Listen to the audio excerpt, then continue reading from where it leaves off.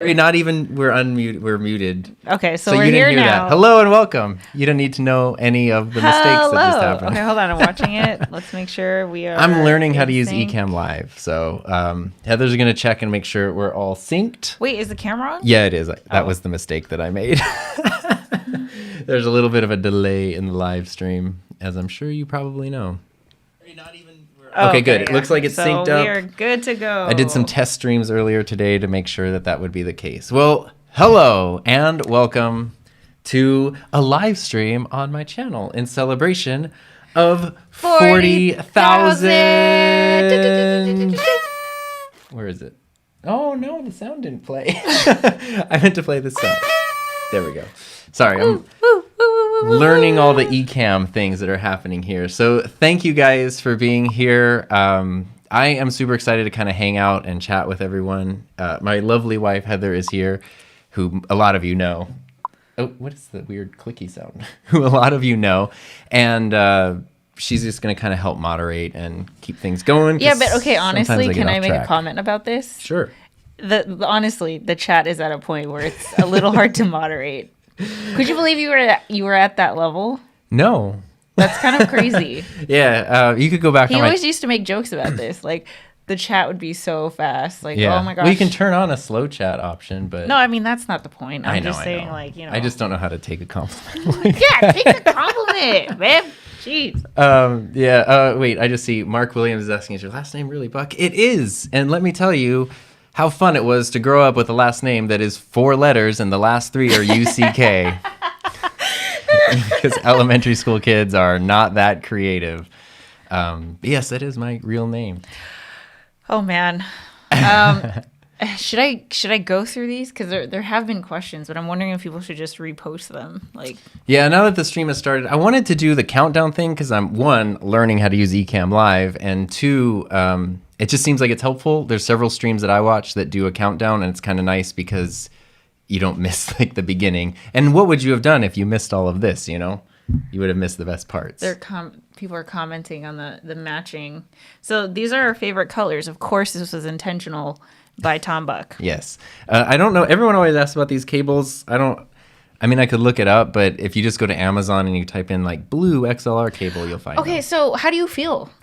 I feel good. I think you should just start that off. Okay, yes. So I'm going to just kind of go into this then real we'll quick. Dive into Q&A. And then we can just hang out because a big milestone happened today, but I've also been wanting to stream for a long time, and we had nothing on the calendar for tonight, so like the stars aligned and I could do it. But yeah, so today my channel passed the 40,000 subscriber milestone, which is bananas to me, and I really want to offer a heartfelt thanks to everybody who from number 1, I saw RV Jim was in here. He was part of, well, he was very, very before 1,000, but he was like the winner of a giveaway I did on my 1,000 subscriber live stream.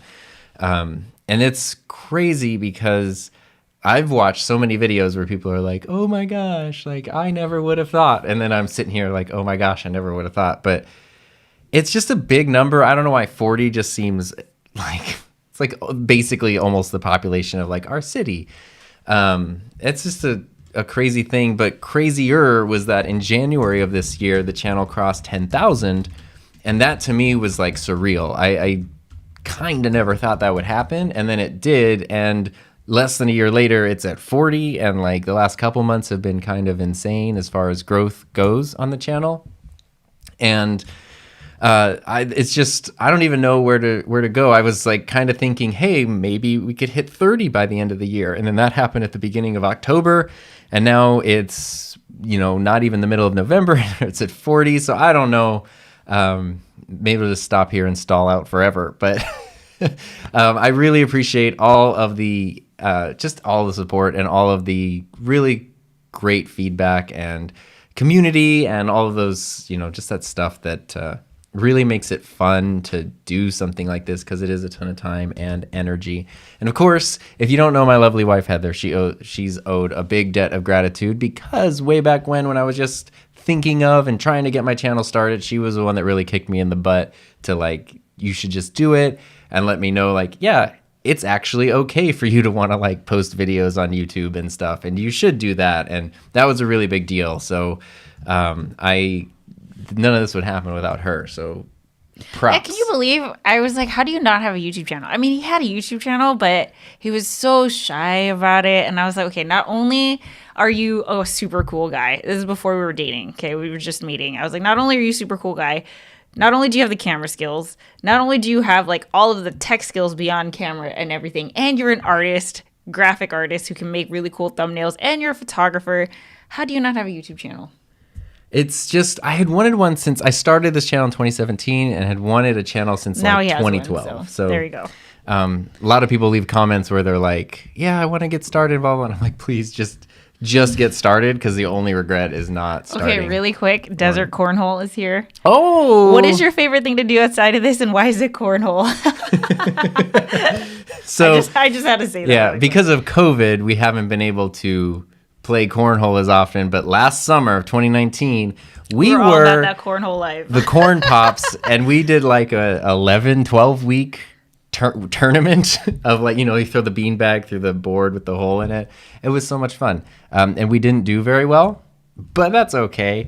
We even bought our own like set of things to like practice on, but then COVID happened. Okay, so I have a ton of questions. Can we dive into it? Yes. I'm trying to find some in here. Okay, here we go. Ready? Yes.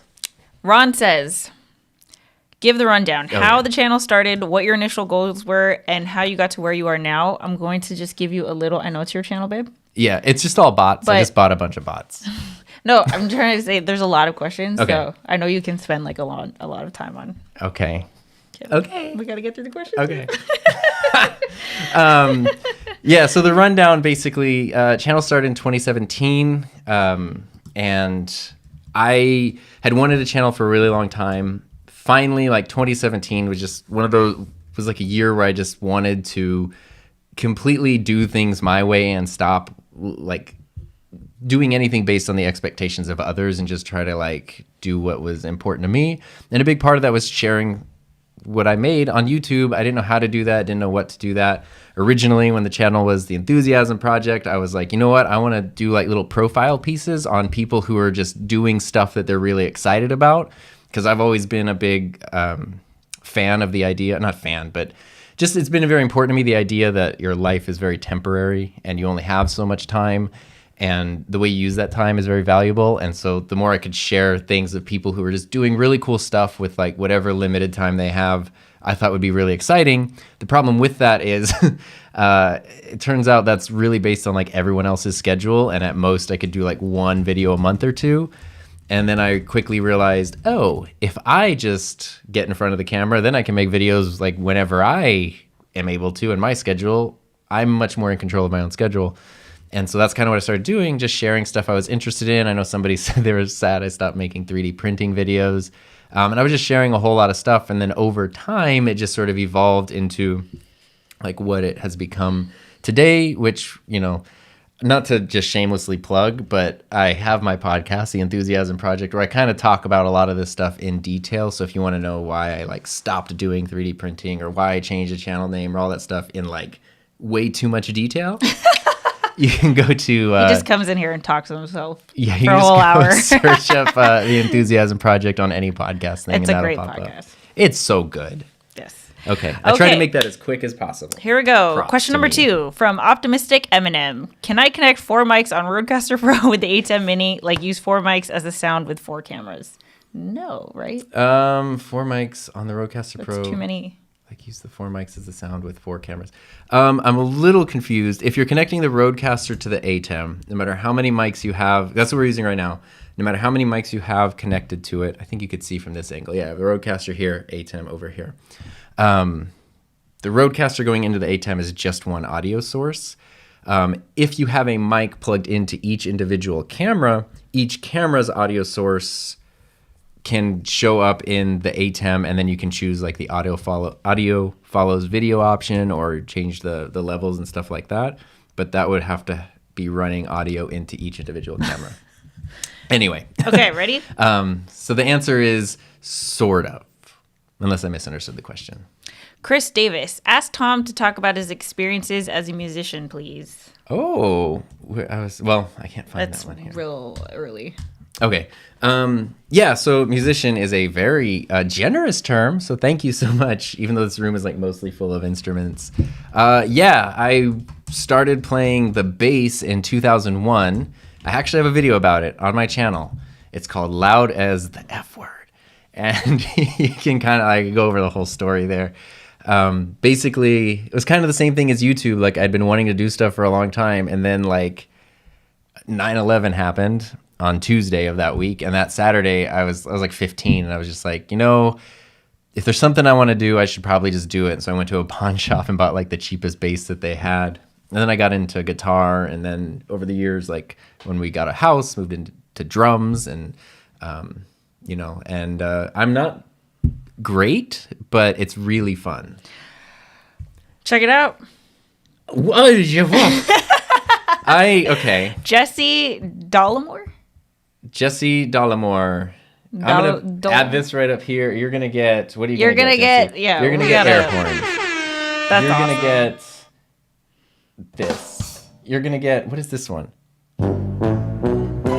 Wow. Sorry, my students told me to add that. That's the largest He super says, chat I've ever congrats received. on your sub milestone. Also, thanks for the awesome product breakdowns and info. It's been a help to me. Wow. Well, thank you, Jesse. I don't know what to say. He's clearly at a loss for words. I don't know how to take compliments or gifts, but please know that like I really, really value that, and I'll put that $50 into something cool for the channel, so that way it comes back and benefits everybody. All right. Michael Sladek, how has your experience informed your YouTube channel? My teaching experience. Yeah. How has your YouTube informed your teaching? Yes. I saw your comment here, Michael. I was trying to put it up on screen, but I can't find it now. Has teaching informed YouTube? And vice versa. Yeah. I started my YouTube channel to kind of escape teaching a little bit, because which actually my podcast that came out today is sort of about that. I lost my like personal creative voice just doing like public education stuff for like 8 years at the time, or 7 years. And then when I started my YouTube channel, I found out that teaching had just made me better at like condensing information, ironically, and talking and breaking things down and trying to simplify stuff that might be a little more complicated. That's a big part of what teaching is. And then the flip side of that is YouTube has helped my teaching by just letting me be more experimental. I am very actively doing the thing that I'm teaching my students about, and I think that's really important, because if they're like, if I'm giving them these video assignments and they're like, but you haven't made a video in like 3 years, that's kind of lame. But if it's like I give them a month to do a video project, and I'm like, yeah, I've done 8 video projects in that time, so where's your excuse, 16-year-old? That sounds mean, but it's just sort of helped me understand things a little better and understand more about equipment, understand workflows, understand budget issues. And then it's just made me so much more comfortable. Teaching and YouTube have worked together to make me like more comfortable in front of a crowd, more comfortable in front of a camera, that kind of stuff. We got another super chat. Wow. From John. Let me see if I can find it, because I want to put it up on the There it screen. is. No, that's not it. Oh, sorry. This is our first official. There we go. Oh yeah. And then congrats on 40K. Yes. Here. Oh, someone disliked the video. That's fine. That means we're doing something right. Okay. Thank you so much, John. Congrats on 40K. I appreciate that. Eduardo Brandini, do you consider yourself as an edutuber since you are bringing your classes to YouTube? No. Oh, that's an interesting. That's a great question. And my answer is no. Sort of emphatically, because while my channel is like not mature or explicit or anything, I want it very much to be a separate thing from my teaching job. And I love teaching and I love sharing information, but I don't really want the two to overlap, because at that point then it becomes like it becomes not mine as much anymore.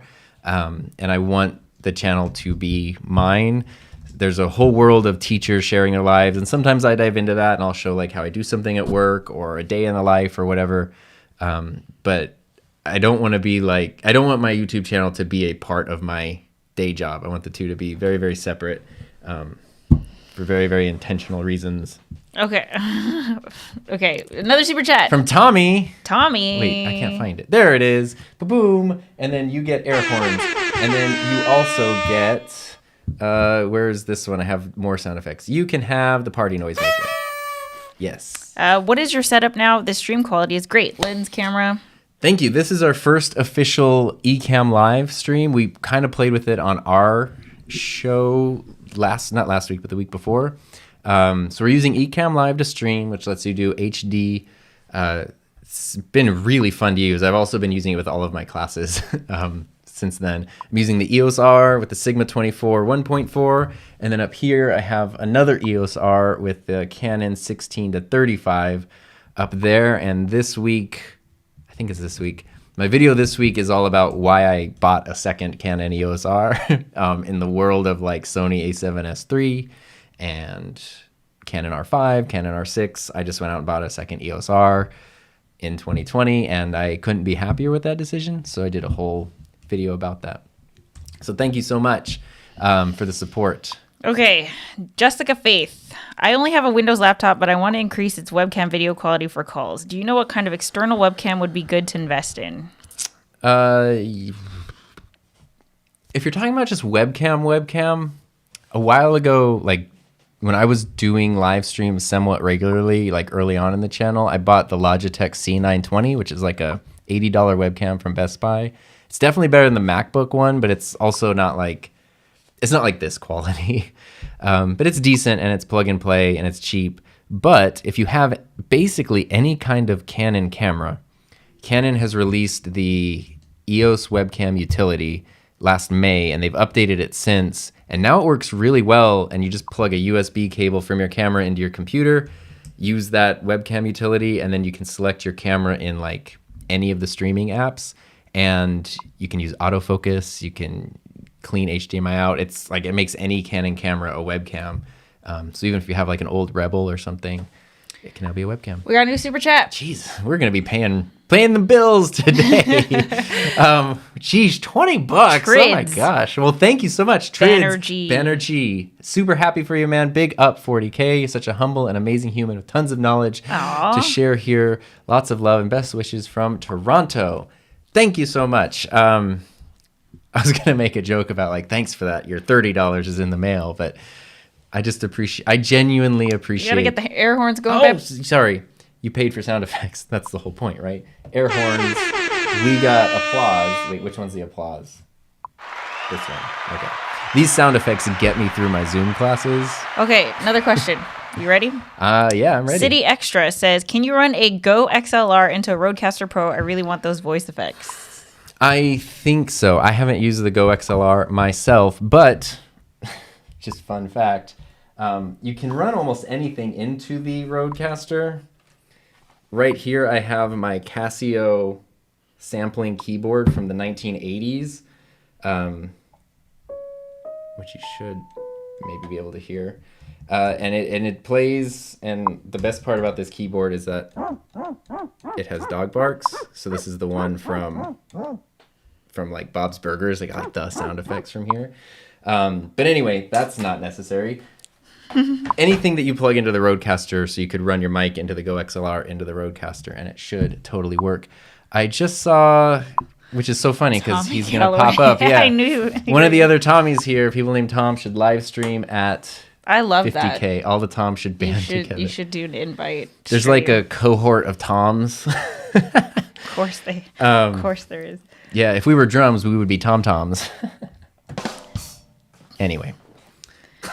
But I agree. And it's funny, yeah. I just mentioned Tommy because I kind of actually was going to talk positively about him later. Okay, ready? You ready for the next question? Dun, dun, dun, dun, dun. Yes. Savvy Turtle, congrats on 40K. Do you have any videos on how to set up Canon M50 for live stream that takes it out of slow mode and also turning off the 30 minutes shutdown? Thanks. Yes, and I see the follow-up to that says we did all that with the M50. Oh, people are saying, but still haven't figured out the slow mode. I'm sure what slow mode is. Heather has an M50. I do. And we were just experimenting with it like 3 days ago using the EOS Webcam Utility plugged in through USB, and it totally works. So that would be my best recommendation, because without that, you have to keep it in manual focus, so you don't have the white box on your face. And then it also had issues, at least hers did, where even when it's set to never turn off, it still turns off after like 15 or 30 minutes. But with the Webcam Utility, it doesn't have any of those issues, and it's great. So highly recommended. And Tusif brought up a good point. Sony also released the same thing, like a Webcam Utility. So if you have a Sony camera, you can do the exact same thing just through USB. And then whatever app you're using, whatever streaming you're using, it'll just pop up as a source you can choose. JB Photography. I am torn between buying the Rode Pod mic and the Shure SM7B. Okay. Don't you have a video on this? I have several. You guys, go watch the videos because we got questions. But what's your short answer? What would you buy? There is no short answer. That's why you have a whole video. I don't own a 7B, and I own 2 pod mics, so that's my answer. But the 7B is an amazing mic, and I have my MV7 right here. Okay, Vinu Thamanju. I have a Canon T31. It's an old camera. I want to live stream with it. I watched your camera video from last week, and I was wondering if there is a way to have autofocus but not make it track my face. No. On that camera, yeah, the answer is no, just because the camera never had like video autofocus. Yeah. Oh, that. Yeah. So even if you're using the Webcam Utility, the camera just doesn't really have it. Super Chat. Jeez. Oh, from Super Chat. Digital Slang. He's been here for a while. There you go. But also last time we did a live stream, we did channel critiques, and we talked about his channel. Oh, that's and then, great. He's been posting he just posted a video like today or yesterday, or did a stream. Anyway, this is a super active channel. I highly recommend checking it out. I love your channel. My pockets and bank account are hurting because of you. Need to get you on the stream one day. That would be super fun. And I'm not sorry about the bank account thing. I hope you know I'm not trying to sell stuff. I'm not trying to sell a new product every week with a video where I'm talking about something. I just like sharing stuff I'm excited about. But I'm not trying to say go out and buy a new thing. Somebody just today was like, I got to give you props for how much content you've squeezed out of the Roadcaster Pro, because there's so many videos about it. And I was like, well, yeah, because I actually use it, and I don't want to just tell you to buy something and then we move on to the next thing you have to buy. I want you to see this thing, see all the different ways you can use it. As I learn new ways of using it, I want to share those with you, because one of the things, I know I'm taking a minute, but one of the things that disenfranchised me early on, like as a YouTube viewer, was I watched a bunch of those like what's in my tech bag videos, and where people would go like, this is what's in my tech bag, and it'd be all this stuff. And I ended up buying like a whole bunch of stuff from one. I was like, this is really cool, and this stuff's really helpful. And then like the next month, the person did the exact same video again, where they're like, what's in my tech bag, July 2016. And I was like, it's all different things now. What about the stuff from before? And it kind of bothered me that the stuff that I had invested in and the stuff that I was using, even though it was decent, it wasn't what the person was actually using. And I was more interested in like, what have you found that actually works for you on a long-term basis? That's what I want to know about. And so on my channel, I try to kind of remember that, and instead of just advertise random stuff, most of what you see is stuff I actually own and paid for. And if it's not, I always mention like, I borrowed this, I rented this, it's not mine, that kind of a thing. But thank you so much for the $9.99. I appreciate it. You got another super chat. Ooh, we got to address super chats because it's awesome. Wait a minute. It's in Poland. Okay. I was like, I don't know what that translates to. But either way, wait, we forgot Digital Slang. So Digital Slang, you get an applause. And then Marcin Nowak. You know what's not whack is super chats. So air horns. I'm delighted with the color of your videos, he says. Best wishes. Oh, thank you so much. Yeah, I purposely try to make them a little too bright and colorful. I've been using a thing in Final Cut Pro. The recommendation was from Peter Lindgren. It's like the only plugin I have. It's called Cinema Grade. I think it was like $60. It was super worth it because you add it to your footage, and then it brings up a color grading window or like an exposure window that almost looks exactly like Adobe Lightroom, but it's for your video content. And it's so easy to like apply filters, see before and afters, apply it to your images. And I've been using that a lot and really liking the way that it looks. James says the thank you. 250 PLN converts to about $65. That is for your information. Unreal. Thank you so very much. This is like Thanks, ridiculous. James. Okay, so really, this is an easy question, so I'm gonna just bring this to the top. Rob Vowles. Tom, are you running a cloud lifter right now? Yes, we are. We have the pod mics running into the cloud lifter, both of these into the CL2, the one that was in my video.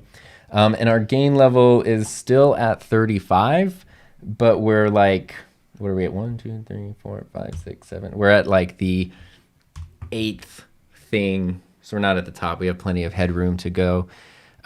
Which, side note, I was playing with the MV7 yesterday on the Roadcaster, and I turned up the gain to like 40 with the cloud lifter, and I was able to keep the slider down at about halfway while keeping the MV50 like really far away from me, and it still sounded great, which was very cool because that mic kind of sucks with plosives, and that's like solved that problem, and it still sounded good, and it didn't cover your face, and I talk with my hands a lot, and I wasn't hitting the mic. So cloud lifter, the more I use it, the more I'm happy I have it.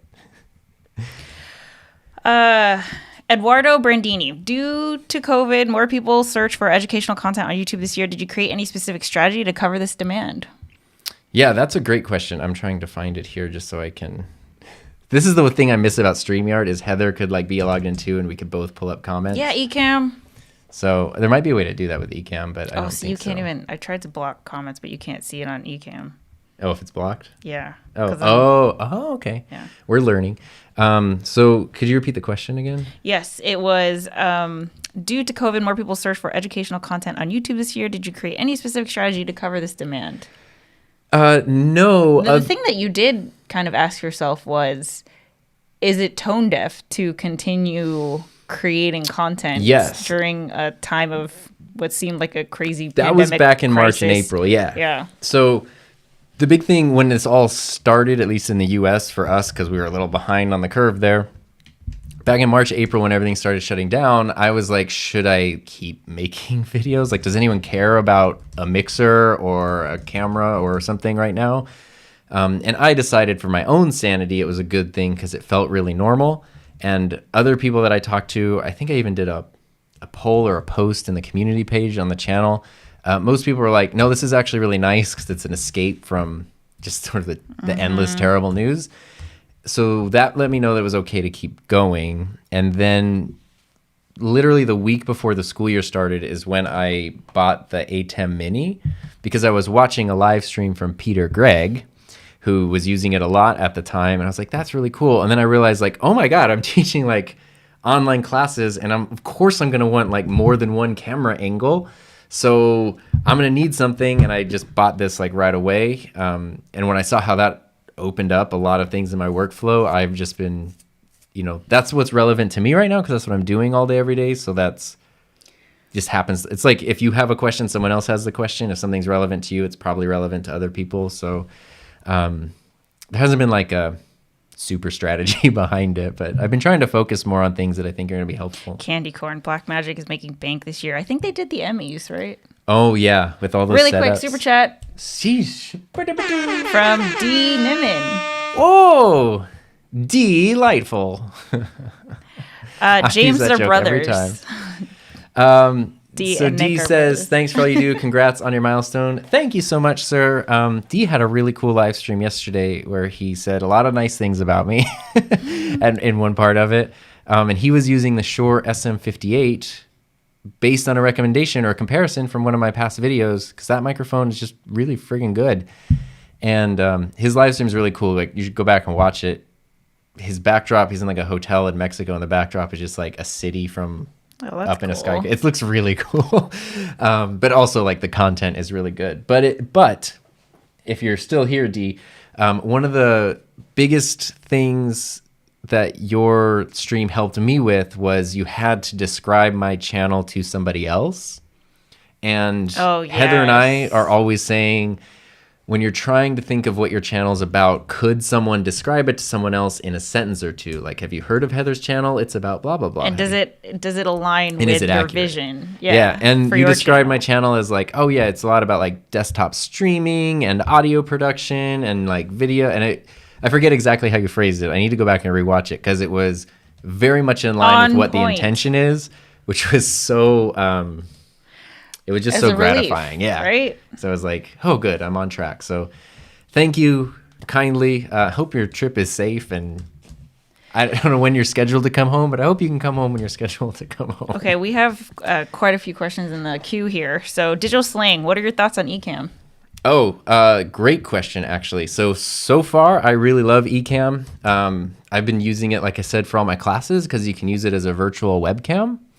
So I've been using it with Zoom. And you can even see, like, just today I was playing around with some of the tech stuff. So this was for some of my classes today because we're working on different projects. And I was like, it's going to be helpful if, as I'm talking, the students can just see what we're talking about. So I'm not just like, hey, this project, that project, this project, but it's that. And then I could put something on screen because I post replays of our classes where I'm like, okay, we're talking about this narrative project. Your first version is due on Sunday.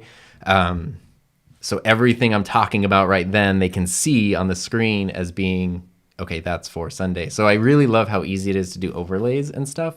Also just like adding in videos, like I could just play my logo, or you can just add in a picture or add in a little graphic. Like there's a lot more I need to learn about it, but so far it's like endlessly customizable. Plus you can add in LUTs, you can play with your camera. Look at us. It's just turned our whole world upside down. The insanity of Ecamm. And you can even play with like your camera settings. So you can adjust your brightness, your color temperature. You can even like zoom and pan if you need to adjust your camera shot a little bit. It's very cool. You got another super chat. Jeez Louise. I don't know how to react to things. Let's see here. I can't find it, but I'm guessing... I did see Doc Rock said he got the Roadcaster because of me. Mm-hmm. And also Preston says he's been happy with every single piece of tech he's bought from me.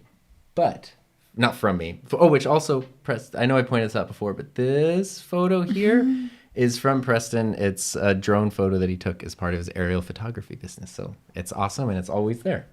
But Felipe, thank you so much.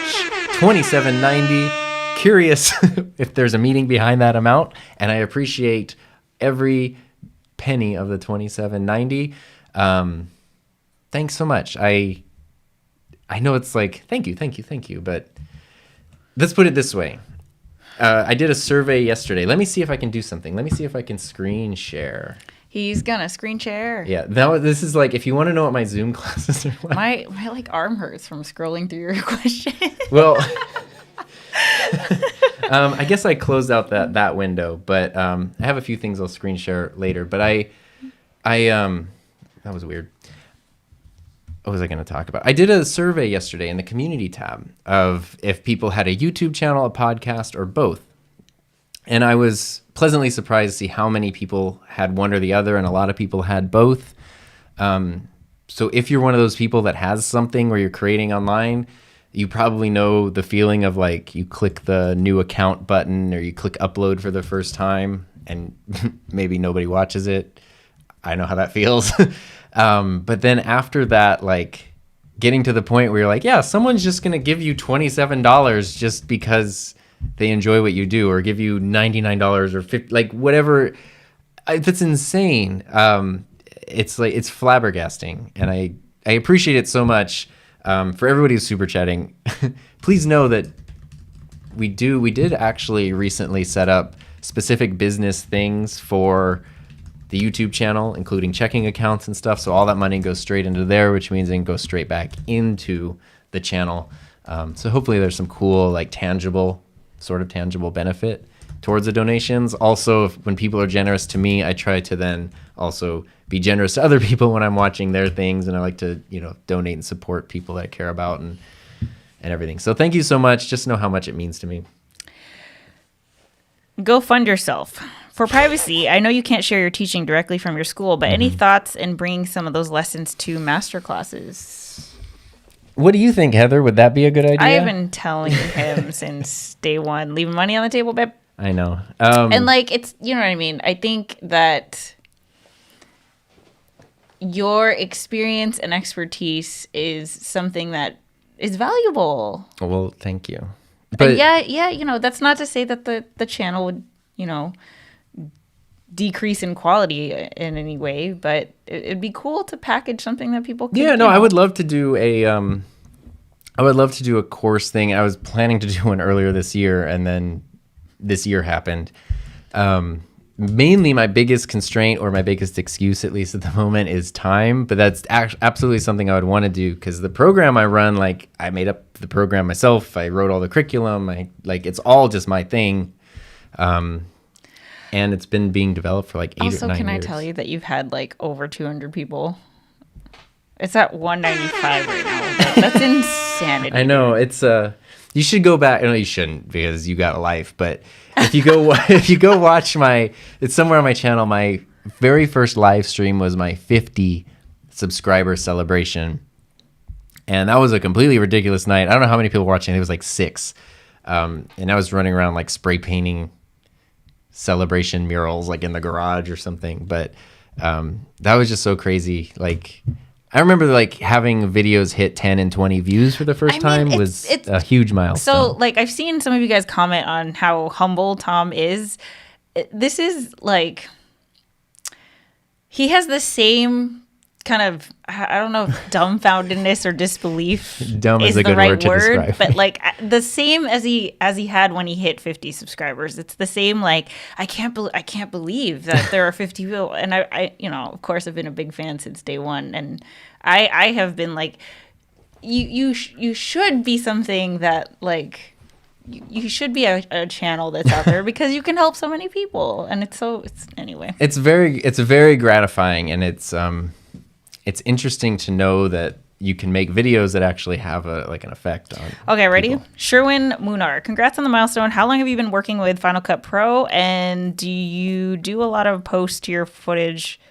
Oh, do you do a lot of post to your footage before uploading to YouTube?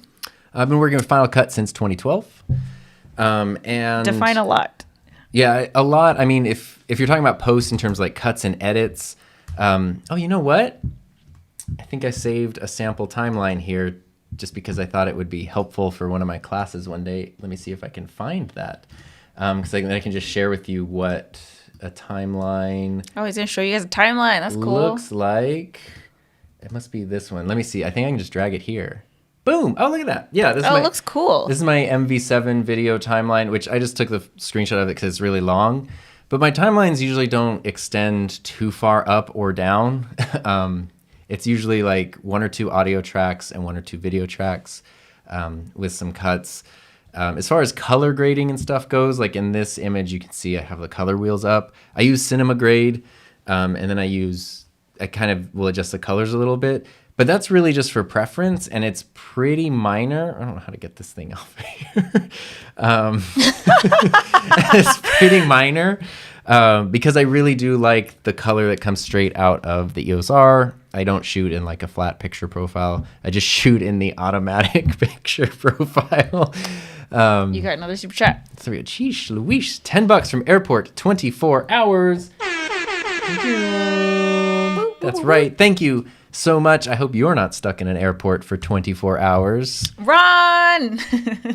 You just says Ron? Oh.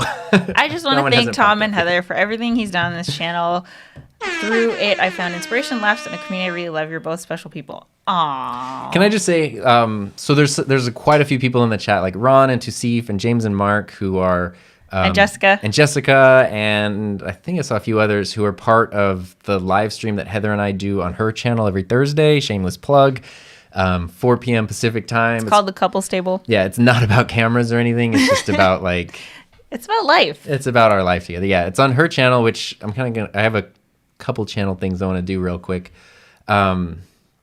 It's so meaningful to us that we have like this community of people from literally all over the world who we get to hang out with, every week, and that's awesome. So it's been nothing but a pleasure, even when you criticize my bad jokes. And I just want to point out, Airport 24 Hours said, thanks for helping me with tips to shoot landings and take. Oh, I did learn many things from you to better capture airplane sounds. I'd imagine cool. airplane sound is tough because it's so loud. That's what your channel's about? That's pretty cool. That's so cool. So, Okay. wait. What is this? Oh, it just put it back on. Okay. Robbie. Hi there, Tom. Is there a way to do a show or podcast with Roadcaster from a remote location? You need power. Yes, but Rode makes this little doohickey. Let me cover up. Oh, it's me. We gotta hide our faces. If you can see this, maybe you can't. Okay, the focus is just too good. This is the Rode something or other. It's for the Roadcaster Pro. It plugs into the power thing, and then this goes into a USB power bank, and then you can be totally portable with the Roadcaster. The only downside is currently, at least, and I don't know if it'd ever be possible, it won't show you on the Roadcaster how much power you have left. So whatever power bank you're using, just make sure it's fully charged. I've used it with my super old, unimpressive power bank, and it works great and lasts a really long time. So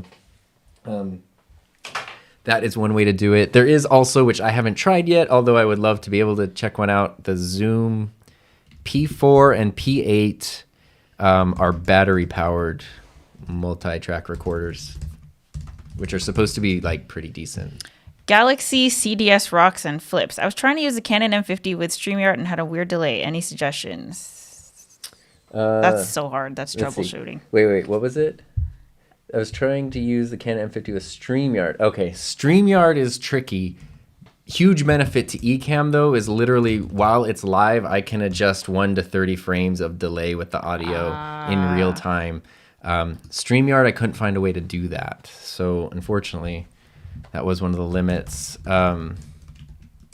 Tommy showed up with some airplane audio knowledge. Mixed pre 32-bit float audio would probably help recovering any blown out airplane sounds a ton. You know what? Real quick, I'm going to jump into something right now because this is literally no joke. Tommy, if you're here, this is what is up on my desktop right now. It has been there for like an hour, is your channel. Because one of the things I wanted to do today was highlight just a handful of some of the channels I've been really like binging lately that are under 100,000 subscribers. Because I read a lot of Reddit, and I just admitted that in public, but there'll be a lot of threads where it's like, what lesser known YouTube channels do you like? And it's always like, have you heard of Mark Rober? Like, yeah, MKBHD does really good tech reviews. But it's like, I mean, a channel with 100,000 subscribers is a massive channel. And there's just so much good stuff. I kind of like almost prefer channels in the like 0 to a few 100,000 subscriber range just because it really feels real. And so I actually wanted to share a few, and Tommy's is one that I wanted to share, who lights and stuff every week. His videos are great. If you didn't know, Tommy, I have 2 C-stands now. Let me see if you can see them. Well, there's one here. This is an Impact C-stand, and the one that my second EOS R is on is a Flashpoint C-stand, both purchased on your recommendation from your C-stand video. Tommy's channel is amazing. He also does Wednesday night live streams, which, like, as a one-person show, especially as he gets progressively tipsier throughout the stream, the production value is shocking. Plus, they're just good streams anyway. So highly recommend checking out Tommy's channel. And then also, while we're here, Raphael Ludwig, hello from Canada. So if you're here, Raphael, I have your channel right here too, because yours was one I wanted to share with everybody. Yours was really one of those channels where I was like, you find a channel where it has a good video, and then you're just like, I will just watch every video on this channel because every video is like relevant to me. This is an incredible channel. I mean, you hit 2,000 subscribers like a couple months ago and then quickly hit 3 recently, and now you're at 3.4. I mean, you're clearly gonna your channel's just gonna pop really, really soon. But I love it because the whole philosophy behind Raphael's channel is fix it in camera, finesse it in post. So it's really learning like how to do things the right way while you're filming and while you're doing the production side. So that way you can get the results you want when you edit. If you saw my MV7, I think it was an MV7. No, what the heck video was it? It was the one before that. It was my live streaming camera video where I showed a camera menu and it's like holographic on the side. I totally learned how to do that from his channel. So there's so much good stuff here. I really, really wanted to recommend. Wait, what does that mean?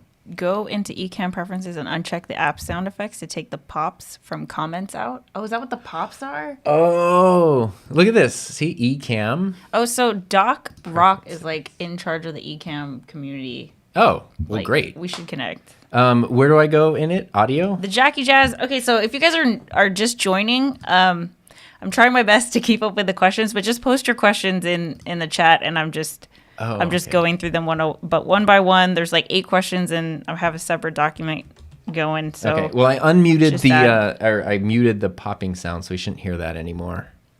Which is funny because the countdown music was just the random ska search results page on Epidemic Sound, which was the deciding factor in me finally signing up for Epidemic a couple years ago. Is they actually have like a ska like genre listed officially. So actually, anyway. Sorry, if you guys can help me out with this. If you want to submit a question, can you put like an emoji or something next to it just so it like pops, like color? I need to see the question, color. Like make it pop out more. Yeah, put like, yeah, just let me see it a little. Okay, ready? Yeah. Let's do a couple more, and then I have a handful of more channels I really want to share with you guys and to highlight with you, and then then we can just see where the night takes us. Okay, Airport 24 Hours. Have you ever imagined reaching many people around the world like me from Brazil with your content? I'm also seeing people here in the chat from Canada, Puerto Rico, Poland, Belfast. No, like Pakistan. You know that when you put something online, people can see it, and sometimes you see the little numbers go up. But intellectually, it's like when people talk about space. The sun is 93 million miles from the Earth. And you're like, dude, that's so far, but like also New York is 3,000 miles away, and that feels really far too. Like you know it, but you don't truly know it until it's literally like on our couples table thing when we have people who are eating dinner and eating breakfast while they're watching us because they're on different sides of the planet. And I know, that's so crazy. There's a thing I recently started. I've been doing Amazon affiliate stuff on my channel just forever, and I started last summer using Genius links to do international Amazon affiliate stuff. And part of that is you have to sign up on the other pages, which are totally in other languages and like not always easy to translate. And then you have to convert the currency and stuff. And it's like, part of me really loves it that I have to sit here and now like learn about, different currencies from all over the world and different ways that the same interface looks all over the world. And it just reminds me that the reason I'm doing that is because people are in those places. Like the stuff that I'm making in my room here, like it's so crazy. Sometimes people will like tag me in photos where they're like watching a video on their TV in their living room in a different country, and I'm like, that's just so strange. But it's really, really cool. I did want to go. Ron asked if you could add one thing to the Roadcaster Pro. I saw that question. What would it be? What the heck would it be? It would probably be like, it has good preamps, but if it could have even better preamps, like up to like plus 70, plus 80, that would be amazing. My mind just totally went blank because I had a thing that I actually wanted and I couldn't think of it. Oh yeah, this is a simple one. Before the last firmware update, when they were doing the betas, they had a reverb effect in the beta, and it was amazing. And then the final version came out and they got rid of it. Put the reverb back. The Roadcaster's great. Oh, the sliders also. They're like, I don't know if you can even hear this. Here.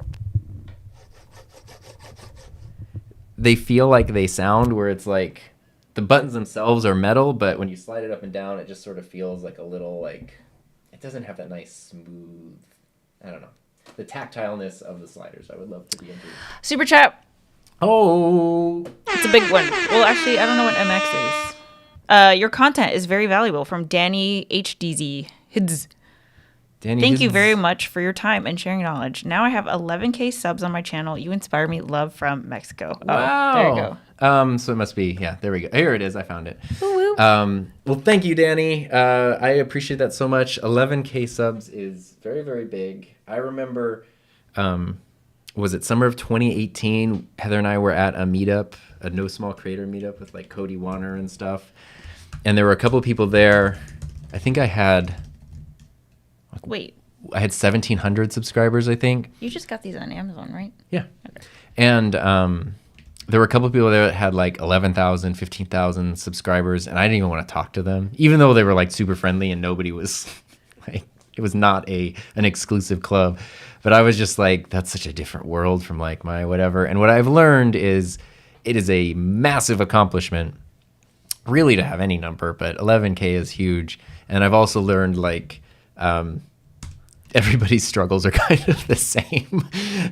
You sort of deal with the same stuff, and you know, it's more about like the camaraderie of being an online content creator, for lack of a better term. I think, Rob, you asked this question earlier, but he did do a super chat, so we're gonna. Well, Yeah. we're gonna super that. There you go. I don't even need to give you a sound effect because the dogs were excited about it. The super chat. Are you using a cloud lifter right now? Yes, that's the one we just talked about. So hopefully that answered your question. But I wanted to acknowledge your generosity, and I really, really appreciate that. And I did see your comment, I couldn't put it on screen, about also having a last name that people like to play around with. Oh yeah. Let's see. Do I absolutely need a cloud lifter if I decide to buy a Rode pod mic? It depends on what interface you're using it with. If you're using it with the Roadcaster, I would say no, because the Roadcaster is pretty darn good preamp. Sorry about our dogs barking. But if you're using something else, like in my video with the cloud lifter, I used a Yamaha mixer, and that one really benefited from the cloud lifter. So it sort of depends. I have had a few friends who've used the Scarlett, like the 2i2, and that one seems to benefit a lot from a cloud lifter. Yeah. Okay. Have you bought or played with any of the Z cams yet? Oh, From Thomas Schroeder. I have not yet. Actually, I don't really plan to, but I did watch Gerald Undun's review of the Z Cam and then his live stream where he like reacted or not reacted, but responded to the Z Cam community as apparently they like there's a huge fan base behind this camera and they wanted to defend it. I'm not super interested in those cameras yet. I'm becoming more and more interested in the Blackmagic Pocket Cinema cameras. And I'm very interested in the Canon C70, which is coming up. But otherwise, I just love my Rs. Yeah. And I did order, though, through work. You might have seen maybe like a month ago or a few weeks ago, I posted a thing asking for equipment recommendations for big equipment order. And I did order a C300 Oh, your Mark mic II. is totally off, babe. I'm sorry. My mic? Yeah. My mic is off. Oh, it's back on. Never Yeah, it mind. shouldn't be off. Sorry. Yeah. I'm a little late with the with the chat. I guess it did go off, but it's back on. Okay, it must have gone off when I played around with something. But as long as it's going now, then we're good there. Sorry. I saw a couple of things here that I can answer. The Barber Show, Barber Show. How to use the A10 Mini to do picture-in-picture. Say I pull up a Google search. The way I do it is I don't have it in here. My old MacBook, I have that running in as an input to the A10. And then like pretend this instead of an image was my MacBook, so you can bring up your page. Then you can just do picture-in-picture. And I do that a lot. And then you can change the location of your picture-in-picture. Through the Blackmagic app, you can also change like the size of it and everything. Although I should say through Ecamm, you can do picture-in-picture super easily also. And then Jeff Ford, how does he overlay the questions? That's all just through Ecamm. There's a little window here that pops up comments, and if I click on one, it puts it up on the screen. And I know there's ways to customize how that looks. I just haven't gotten into that yet. What is this? If I edit it, what does it do?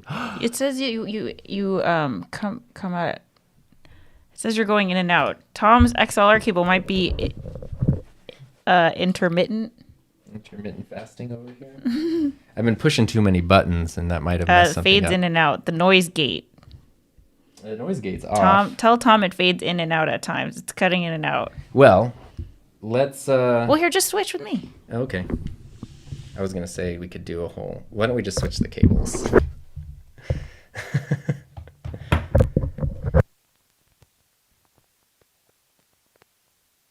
We have a lot of questions left.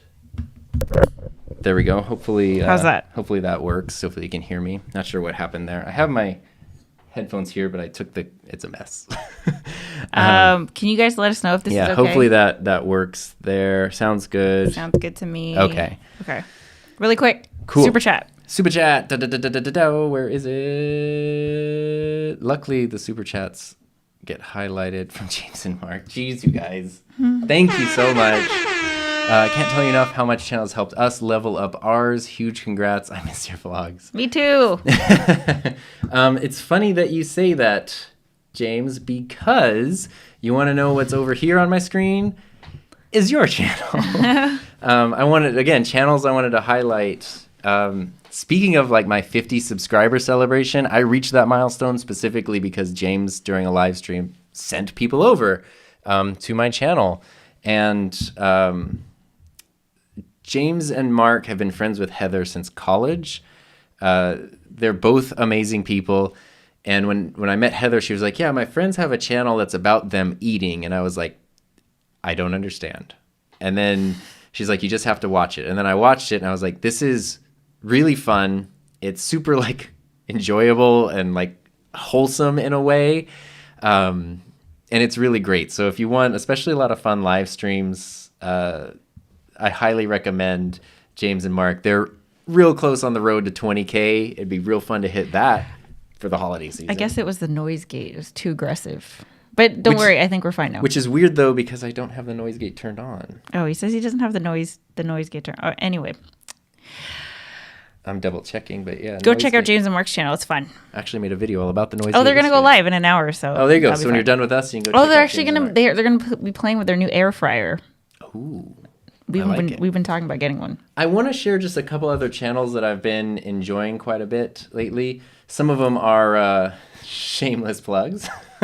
So if you don't know my lovely wife, Heather. That's me. She's got several YouTube channels. Yes. The original started in 2016.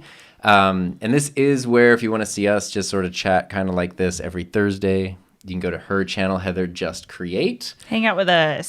She just uploaded a video today, which she used a new camera and new lens on it. It looks really, really good and sounds really, really good. Also, the content is really, really good. I also wanted to highlight, speaking of Heather, this is Heather's brother, my now brother-in-law, Kevin. He started a channel this summer, which is growing pretty rapidly.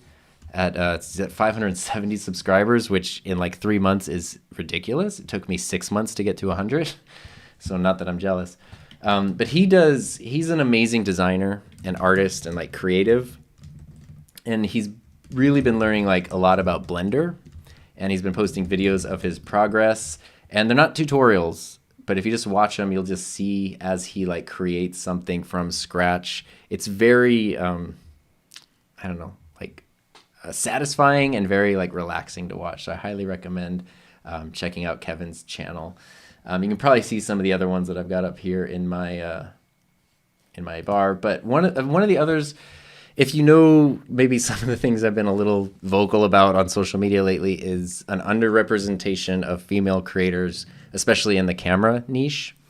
And there's a lot of really great female-run channels that I'm a huge fan of, and this is one of them that I think deserves a lot more attention. And she's super close to 5K, which is fellow filmmaker, and her name is also Heather.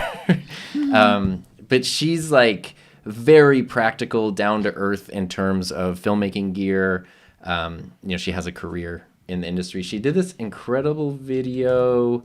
I really love the video light modifiers video where she explains like every type of light modifier, when and how you might want to use it. She talks a lot about snoots, which, just the term snoot is terrific. So I appreciate any video that includes that. You got 2 super chats. Oi, well, let's look at that. Exercise enlightenment is. Can you stop? Finley is licking my toe right now. We have, I don't know if you can see them, but you can't see them. Yeah, they're under the desk. We have 2 dogs under the desk. He said, learn from you. Thank you. Oh, well, I want to find it and give you the credit you deserve. There you go. There we go. Thank you so much. Yeah, teaching is pretty great, and I love my job, but it's also one of the big benefits with teaching on YouTube is even though it's not as direct as like classroom instruction, people are actively choosing to learn what they want from you, and that is very gratifying. So thank you, thank you, thank you.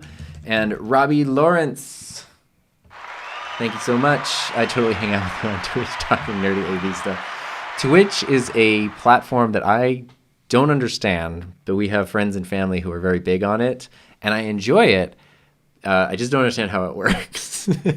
But I love talking AV stuff. Like that's my thing. Okay. Are we going to go back or do you want to keep going? I would love to just go through some of these because a lot of these are also people who have really helped me out. So here's Peter Gregg. Peter is like, he's Christmas all year long. He's been ultra supportive of me for longer than I can think of.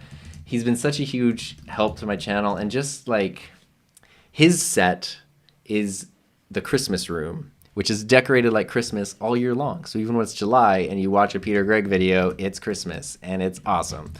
And I love his approach. You know, he has a background in pro photography and stuff. He also does live streams every Friday night.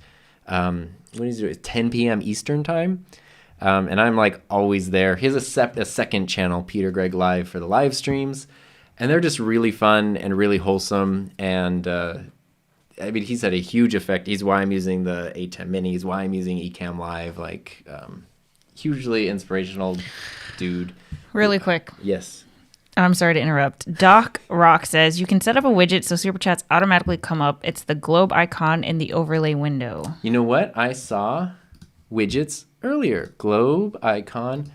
Oh, we need to put in the widget. There's like, yeah, I need to like create the widget. We need to make the widget. Well, next time. But I was learning about this earlier today. We need to check out his channel. Okay, keep going. Yeah. Okay, and the screen sharing though works flawlessly on here. Oh, Jake Sloan. We were supposed to do a collaboration like 4 months ago, and then I think I just got a little like distracted and busy. So Jake is, camera photo, really about like as an independent individual creator. But aside from being a great guy, aside from being super talented at what he does, aside from making great videos, he also lives in Alaska.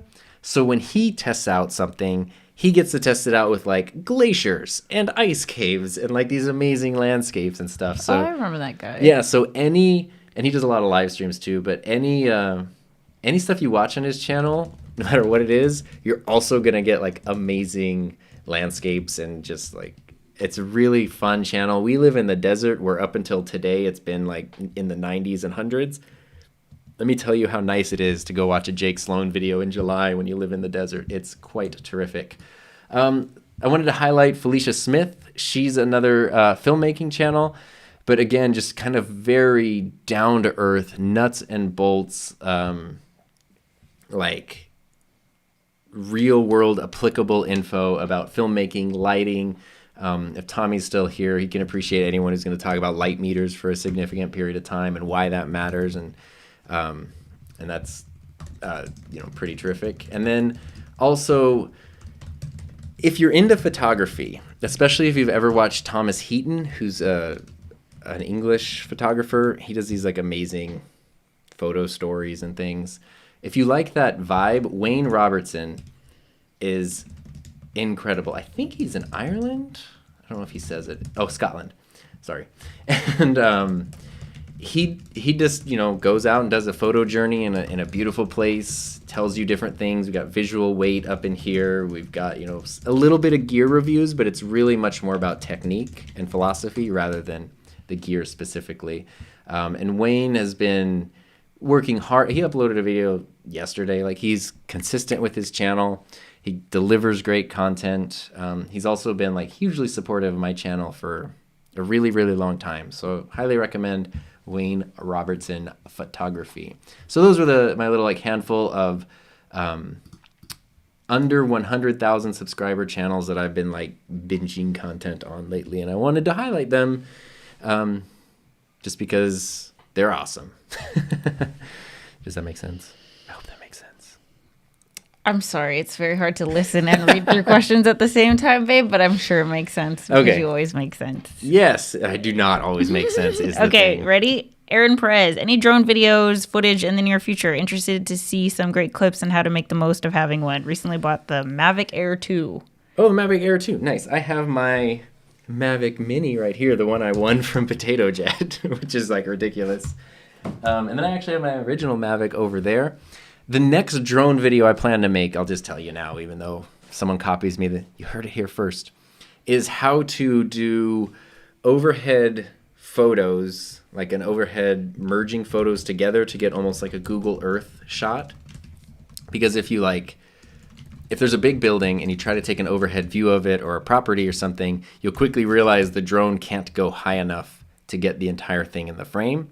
So you might need to take a bunch of different photos and then merge them together, and then you can actually create this super high resolution overhead shot. It is really cool. I learned how to do it sort of accidentally, trying to help do an overhead like map of my school campus where I teach, and we blew up this picture, and it just became, it's literally like, I don't know, 4 feet by 5 feet or something on the wall, and the resolution is so crisp just using the original Mavic. And I was like, this is a really cool technique. So I really want to make a video about that. But I haven't used my drone as much as I would like to lately. You got a super chat. From Mr. Potter Esquire. After watching your videos, I purchased the EOS R, Edelkrone, ATEM Mini, Roadcaster, and StreamYard. I want to know, do I need to use the ATEM Mini with StreamYard even though I'm using one camera? No, you don't have to if you're using one camera. It just depends on like what else would you use. You know, do you have a cam link? Would you just use the USB thing? I use my ATEM with one camera all the time just because it's a great capture device. And I really like it. It works really, really well. So I'm curious about how you're liking your Edelkrone. I love mine, but since I've gotten it, I've heard lots of people sort of say like they don't like them. But I really like mine, and I got not using it now, but I have the motorized head too, so sometimes the camera can do fancy things. It's fun. So thank you so much for your support. I appreciate it. Charles Fiducia Ooh. has been asking this question for a while. So Okay. I want to start podcasting, but I don't know where to start. Can you point me in the right direction? Yes. Get a microphone and record yourself. There you go. That's a great answer. Yeah, I'm not saying that in a joking way. Like, even if you literally just have your phone. I have some videos on my channel. I have a podcast playlist on my channel, but I have some videos that are just about using your phone. Phone microphones are really good. I have a student who used an iPhone SE to do a voiceover for a video last week, and when we were playing it for like class critique, everyone thought he literally hired like a pro voiceover person. And this is just an 11th grader just talking into the microphone on his phone. Obviously, you can then plug in external mics to a phone if you already have an audio setup. It's kind of like with YouTube. For better or worse, and in a lot of cases better, people just aren't really going to be listening right away. So that's your time to just play in the sandbox, build stuff up, experiment, mess up, fail a little bit, and then figure out what you want to make. And that's going to get you started. The statistic is most podcasts don't make it past 7 episodes. So if you can get past 7, that means you're doing really, really well. And if you have something that you can talk about for more than 7 episodes, that also means you're doing really, really well. I hope that helps.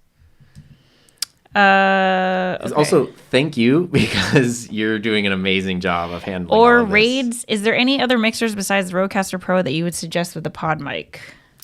I was kind of interested looking at the Zoom P4 because it's cheaper, it's new, it's a little more portable. But the thing that interested me most about it is it's supposed to have 70 decibels of gain, which would mean, in theory, you don't need a cloud lifter with it. And I think the Zoom P8 is the same thing. So that's kind of cool. Like you could plug in a mic like the Pod mic or the SM7B and have plenty of gain with no cloud lifter or FET head or anything. The only downside is I haven't used that myself, so I can't say anything about it. From what I can tell, though, like with the Zoom products, the sound quality has always been great in my experience, but the build quality is hit or miss. Some of them are built great, and others, like the H5, is built really, really well, even though the little SD card door will always fall off eventually. But other things are just like they're really plasticky, and they kind of need to be taken care of a little bit. Whereas like Rode stuff is road worthy because it just kind of lasts forever and built like a tank. Okay. I don't know if we're ever going to catch up. I don't think we're going to catch up, but I mean, we just kind of keep going for a little bit. And then. Okay. So I answered Jackie Jazz. She was asking about the XLR cables. Somcast. Which audio output from Roadcaster Pro is entering the ATEM Mini? Right now, the Roadcaster is connected through USB. So it's actually not going through the ATEM. It's plugged in by itself. James Mitchell, what do you think about PC versus Mac? I use Mac because that's what I like. I love AirDrop. I love having phone, iPad, watch, all the things connected. But I'm not anti-PC by any means. I've always wanted to build a PC. I know this question isn't related, but I'm very curious to your answer. Kyle Fung, I'm having pretty big growth on TikTok, and I want to shift my focus to YouTube. Any tips? I know nothing about TikTok other than I've had several students become like TikTok famous over the past year. I mean, I think the biggest difference is in TikTok, from my understanding, is someone coming to it's easier for people to stumble across what you're putting on the platform. And so that means you can kind of create stuff. It can be short form and people will find it. Whereas on YouTube, you have the opportunity to be longer form, but oftentimes people maybe either have to more actively search for it, or you have to kind of fall in line with something that other people are searching for, so you get recommended. So if whatever you're doing on TikTok, if you could do like a long form version of it or a longer form on YouTube, that would probably be a good place to start. Andrew Baker, what inspired you to start digital media? Because you know what? I'm sorry. I'm just going to stand up for a second and go over here. Boop, boop, boop, boop. And grab this. Boop, boop, boop, boop. Okay. It's a show and tell interactive I'm a visual situation. learner. What model is this? I don't remember. This is the FX something or other. The F35. Okay, so this is a Sony. So there you go. See, my very first camera was a Sony F35. This is an 8mm camcorder. This is one I bought on eBay that was actually still sealed in the box from the 80s. But this is the same kind that my grandparents bought and then my parents borrowed when I was a kid. And so 4 years old, this was the first camera that I ever used, or at least one like this. And I was hooked on it. It's not digital, but you could connect it to the TV and watch your stuff. You could use this little black and white viewfinder to watch back your footage. You could make stop motion movies with it, because if you push the record button twice, it will do just one frame of video, and you could do in-camera stop motions. This was like incredible to me, and I just got hooked. And after that, I was just into everything camera related, everything audio related. And then as I got older, we just transitioned into a digital world. And I remember in high school, my video production class was VCR to VCR editing. But we got the original iMac DV with iMovie 1.0. And video editing on a computer was unreal. And it's just, I don't know. I've always loved it. I don't know why, but it's the thing. If you want to talk about creating content or a podcast or whatever, you need to find something that you can talk about and work with for a long period of time. I do not get tired of talking about cameras and audio, as Heather knows. So yeah, just that's my thing that I just don't get tired of. And I don't know why. Something is wrong with my brain, maybe. Hassan Nizamani, is there a way to map the faders on RCP like Go XLR? I have no idea what this means. I could be wrong. It's happened many times before. I'm going to say no. They're just sort of as they are. I think somebody else using this might know better. I did also quickly want to point out another super chat, Woo, woo, woo, woo. which is insane. Incredibly helpful in starting my podcast, and I owe my gratitude. Thanks. If you want to drop a link to your podcast in here, let us check it out. Do it. And I also want to say hi to Mr. Camera Junkie, because speaking of Peter Gregg Friday night live streams, he's one of like the regulars, and also like super knowledgeable on. He's a junkie for cameras. So Trids Banerjee. What advice would you give your 15-year-old self? Oh, 15-year-old Tom. Okay, first off, I would say Limp Bizkit is not the great band you think they are. Yeah, but if you didn't listen to them, you would not have been cool. It's like you had to. Right. And that's actually the advice I would give is don't waste your time trying to impress other people whose opinions don't actually matter that much, and just do the things that you are excited about and that you're interested about, enthusiastic about, as you might say. Because especially with the internet, or I guess it didn't exist the way it does now when I was 15, but even if you don't feel like you fit in where you're at, there's a community of people around the world where you do, and all you need to do is put yourself out there and you will find them. Our dog agrees with that emphatically. Desert Cornhole says no more sound effects, just Heather beatboxing. Okay, Tom taught me about boats and cats. Oh, yeah? Oh, now I'm scared to do it. Boats and cats and boats and cats.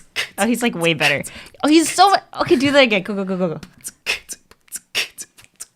Anyway. Okay, Dominic. We just lost all our super chats. If you could suggest only one piece of equipment that you use,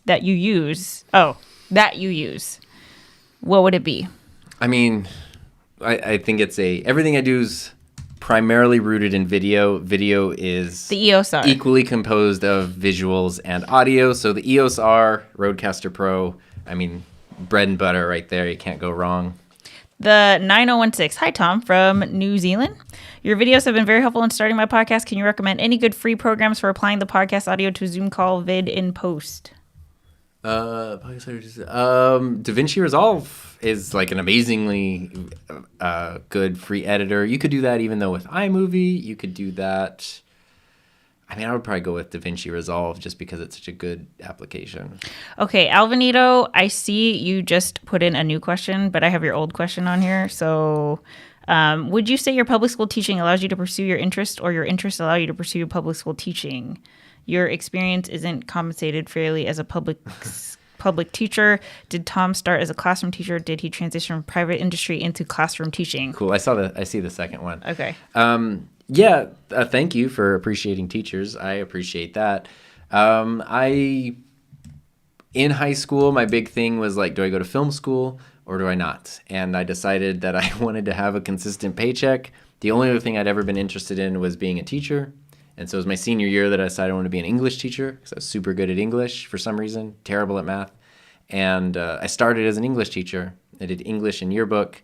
And then the start of like my second year teaching, third year teaching, the media teacher on our campus just sort of abruptly left, and the principal kind of knew my interests. Throughout college, I worked as a graphic artist. I had done freelance work on my own, and it was something I'd always done. I worked at a TV station for a number of years, and then it was just like, do you want this media position? And before I even knew what it was, I said yes. And then luckily, when it comes to digital media, most people have no idea about it. So it's just kind of like, if you can just make this work, you can just do whatever you want. And fortunately, that's what I've been able to do for the past over 8 years now, I guess. Yeah, which is 8 or 9 years. So that's kind of it. So yeah, I started as an English teacher, and I've been doing digital media since 2012, fall of 2012. Harkonnen, looking to snag a desktop recorder versus my current H6, but not a fan of Roadcaster. Have you heard anything on the release? Having a hard time finding reliable info. Oh, on the P8? Oh, release info on the Zoom P8. No, other than that it's like supposed to come out like now. If you haven't done so, go to like Sweetwater or B&H or one of those sites and sign up for like email alerts as soon as it's released, because it's supposed to come out now. I don't think I missed this one. Robbie Lawrence did another $5. Oh, you didn't. Oh, my bad. I forgot. Yeah. Convinced me to get the Roadcaster Pro for the local podcast I've started, the Local Hustle.com.au. Sweet. I hope you're liking it. Like, I hope people aren't buying these things that I like and recommend, and they're like, what an idiot. This thing is terrible. Okay, so a few people have asked this, but the Buzz One Education, how does Ecamm stack up against StreamYard? They're both great. I don't think one is definitively better. StreamYard, from my research, if you want to stream in 1080, is a little more expensive than Ecamm for the annual purchase, and 1080 was kind of a big deal. It does look really nice. StreamYard is all browser based, so in some cases that could be a bad thing because you're running your whole thing through a browser, but it also makes it super easy to I don't know, I can be streaming here, Heather can show up and pop comments on stream. It's so easy to bring in guests. Ecamm it's like OBS in terms of customizability, but without the headaches of OBS. It makes sense. The interface works. It's super customizable. And now we did pay for the plan that gives you the interview option. So it's kind of like StreamYard in that you could send a link to someone, they can show up as a guest. And that's pretty cool too. So they're just sort of different. StreamYard is simpler. Ecamm is more powerful, and they are both terrific. Johnny Reagan, found your channel a month ago. Great content. Love learning about all the gear. My question is, have you done a video on mainly voiceover setup versus streaming setup? Voiceover setup? I have not done that. I haven't done that. I don't do a ton of straight voiceover stuff. For a while, I was trying to do I would sit with my Blue Yeti mic and try to record a voiceover for my videos. And now, usually when I do my videos, I have the Rode Video Mic NTG. And it came loose. And I use that. I just sort of sit here and talk up at it, knowing that I'll just be editing, just taking the audio from that. But I don't have an amazing workflow for voiceover yet. Stefan Khan Kernahan. For newbie podcasters, do you have any tips for Canadians who want to use something like Anchor, which only does monetization in the USA? Oops. I'm the worst person to ask about podcast monetization because he does not monetize. Because I don't monetize at all, and I don't really pay attention to analytics at all. That's YouTube analytics. Trust me, I knew I was going to hit 40,000 today because I kind of watch it more than I should. But podcasts, I really don't know. What I would suggest, though, if you're in a situation where it's not easy to add in monetization like that, is kind of the same way you might approach a potential sponsor on YouTube. Which would be just reach out to someone, see if there's a mutual thing that you can work together on, and then they would just pay for ad space. You do an ad read during your show or at the beginning of your show. This podcast is sponsored by blah, blah, blah company. They do this thing. It's super cool. I would like to do a live stream. I rarely ever do anything sponsored. Actually, I've done one sponsored video ever on my channel. And I only started monetizing at the start of this year with ads. So I'm really hesitant to bring that stuff in. But I wrote up a whole ethics statement on my website. There's a link in the description. Feel free to borrow as much of it as you want. But anytime somebody does want to work, I send them that and I go, read through this. It's very unfriendly towards businesses. If you still want to work, then maybe we could have a discussion. But that kind of weeds out the people that you probably wouldn't want advertising on your channel or might not be a good partnership. So I would recommend that if you are reaching out, have some kind of standard for what you're bringing in. Don't just accept. Jake Sloan is here. Anyone. Oh, Jake. Oh, you might have missed us. He said his ears were burning. Oh, yeah. Jake, he shouted out your channel. Yay. 10 minutes ago. I still want to do some kind of collab. We're just trying to figure out a cool way to do it. And we're supposed to back in June. Okay. We're almost done.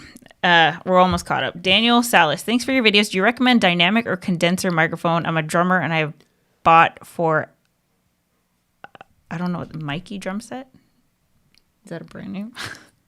Oh, for Tamica drum set? Oh, Tamica drum set. There so I have a drum set right here, but I've never been good at miking it. However, Riffs, Beards, and Gear.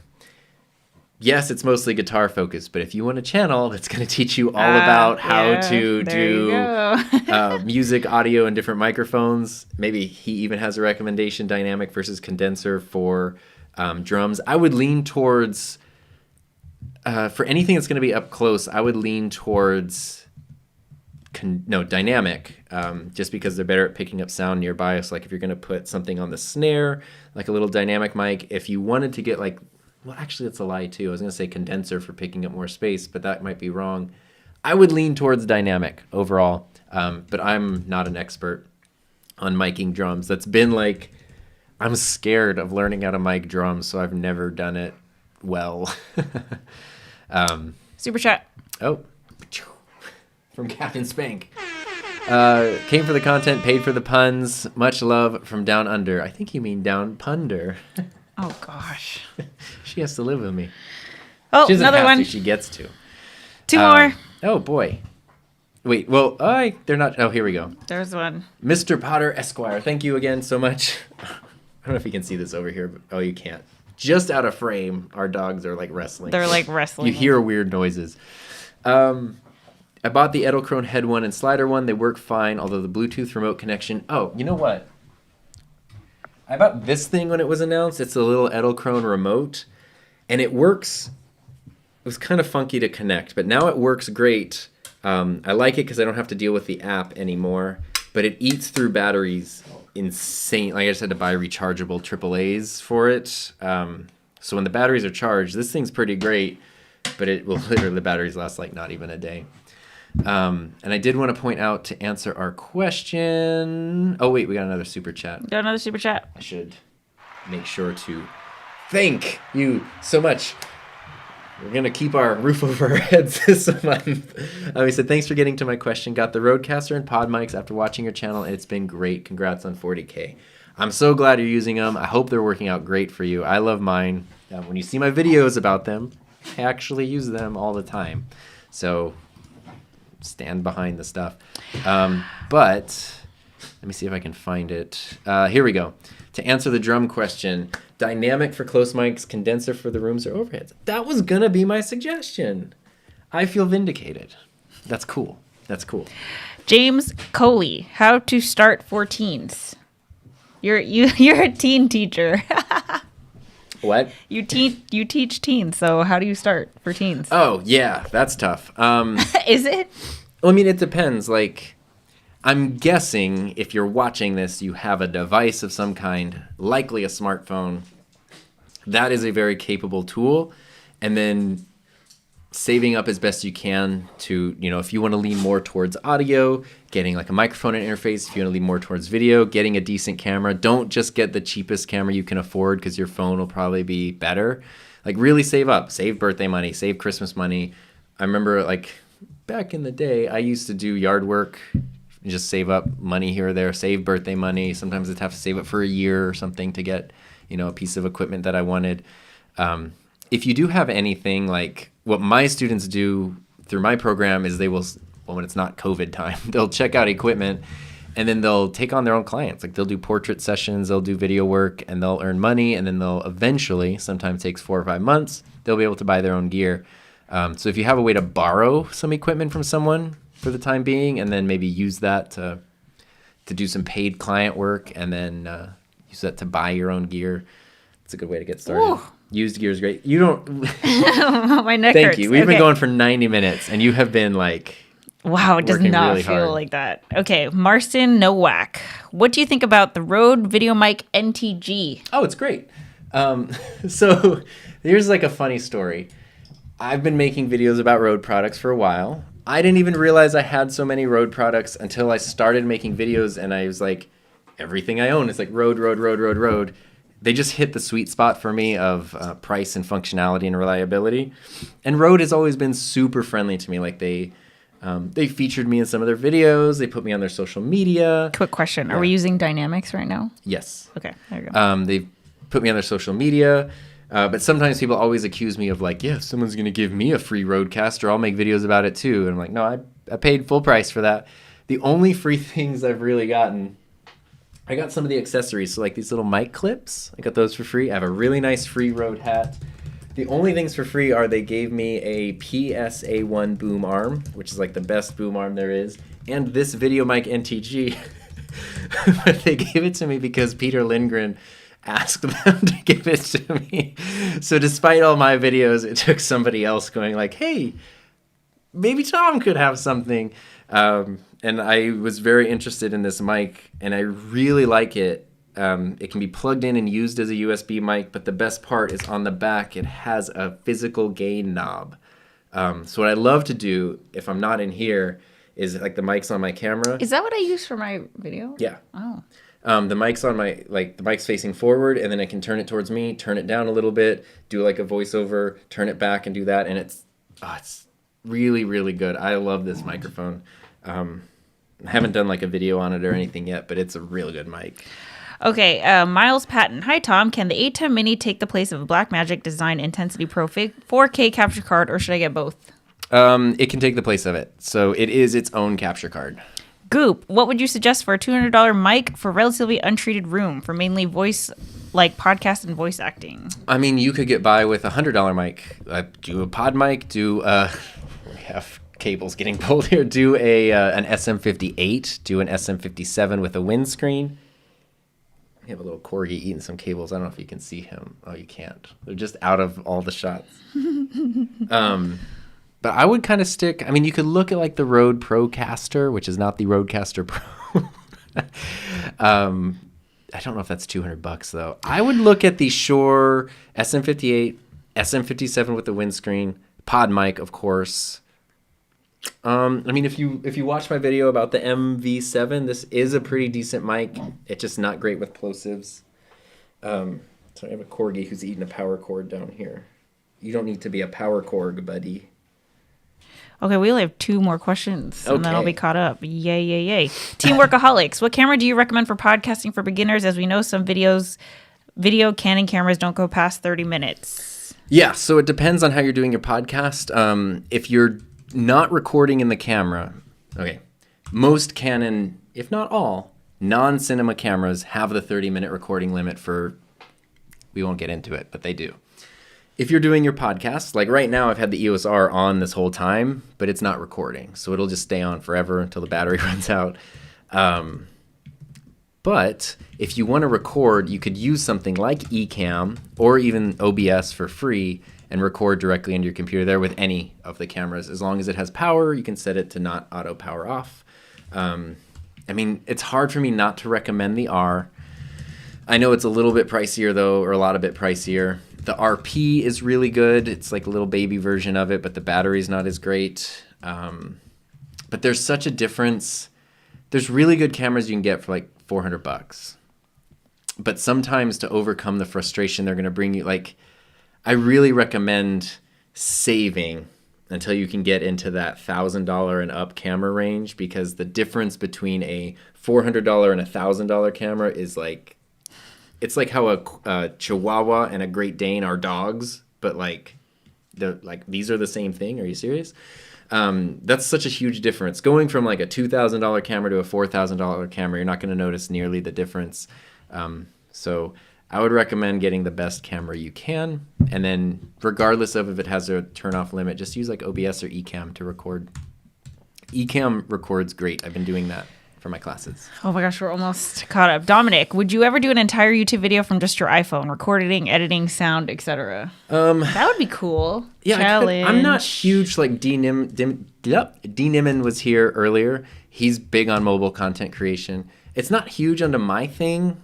Yeah, you have the equipment. Yeah, I mean, I've done it for my classes. Like, I did a live editing thing for one of my classes where I did everything on my phone to show them, like, hey, if you just got your phone, like, you can still turn in projects. I have a few videos where I've used phones. I have a video where I did everything on the iPad, including making the thumbnail for the video.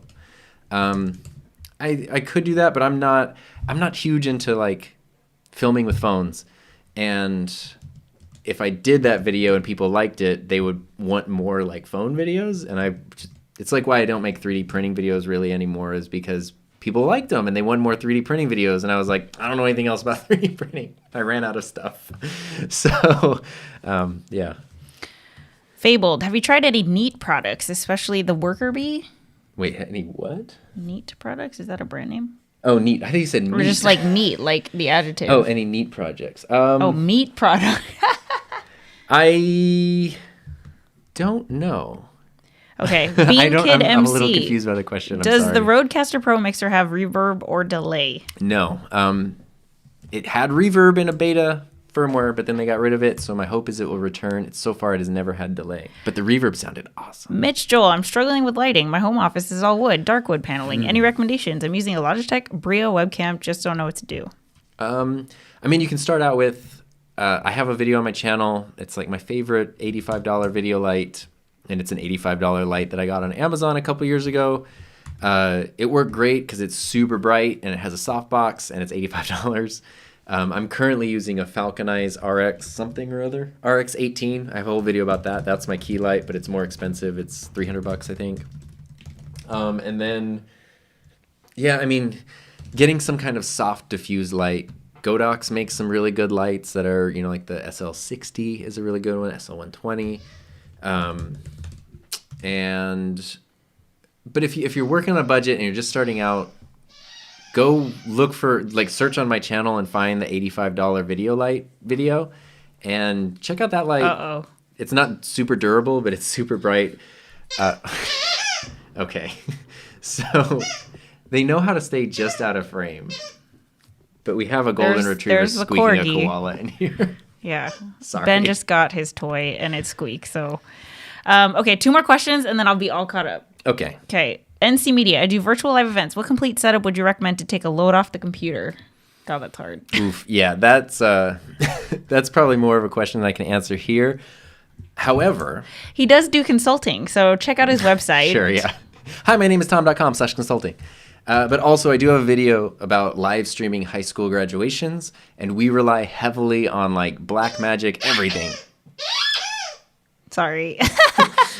And yeah, there's a lot of black magic gear that can live externally. That's going to take a lot of pressure off your computer. Goop is asking if you can do a review on the Stellar X2. I don't know what that is. He doesn't know what that The is. thing is, with reviewing products, he's like hiding. He's like right here. Usually Tom has a third camera to like.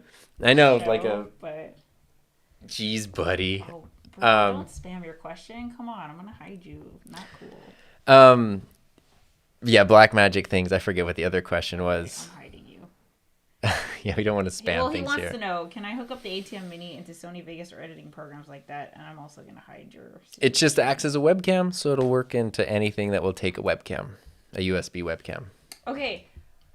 Caught up. So now you can do You know what? whatever you want. Give a huge round of applause.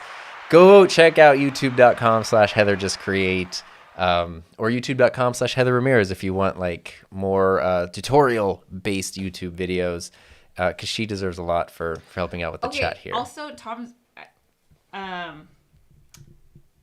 synapses are not firing right now. Oh, yeah.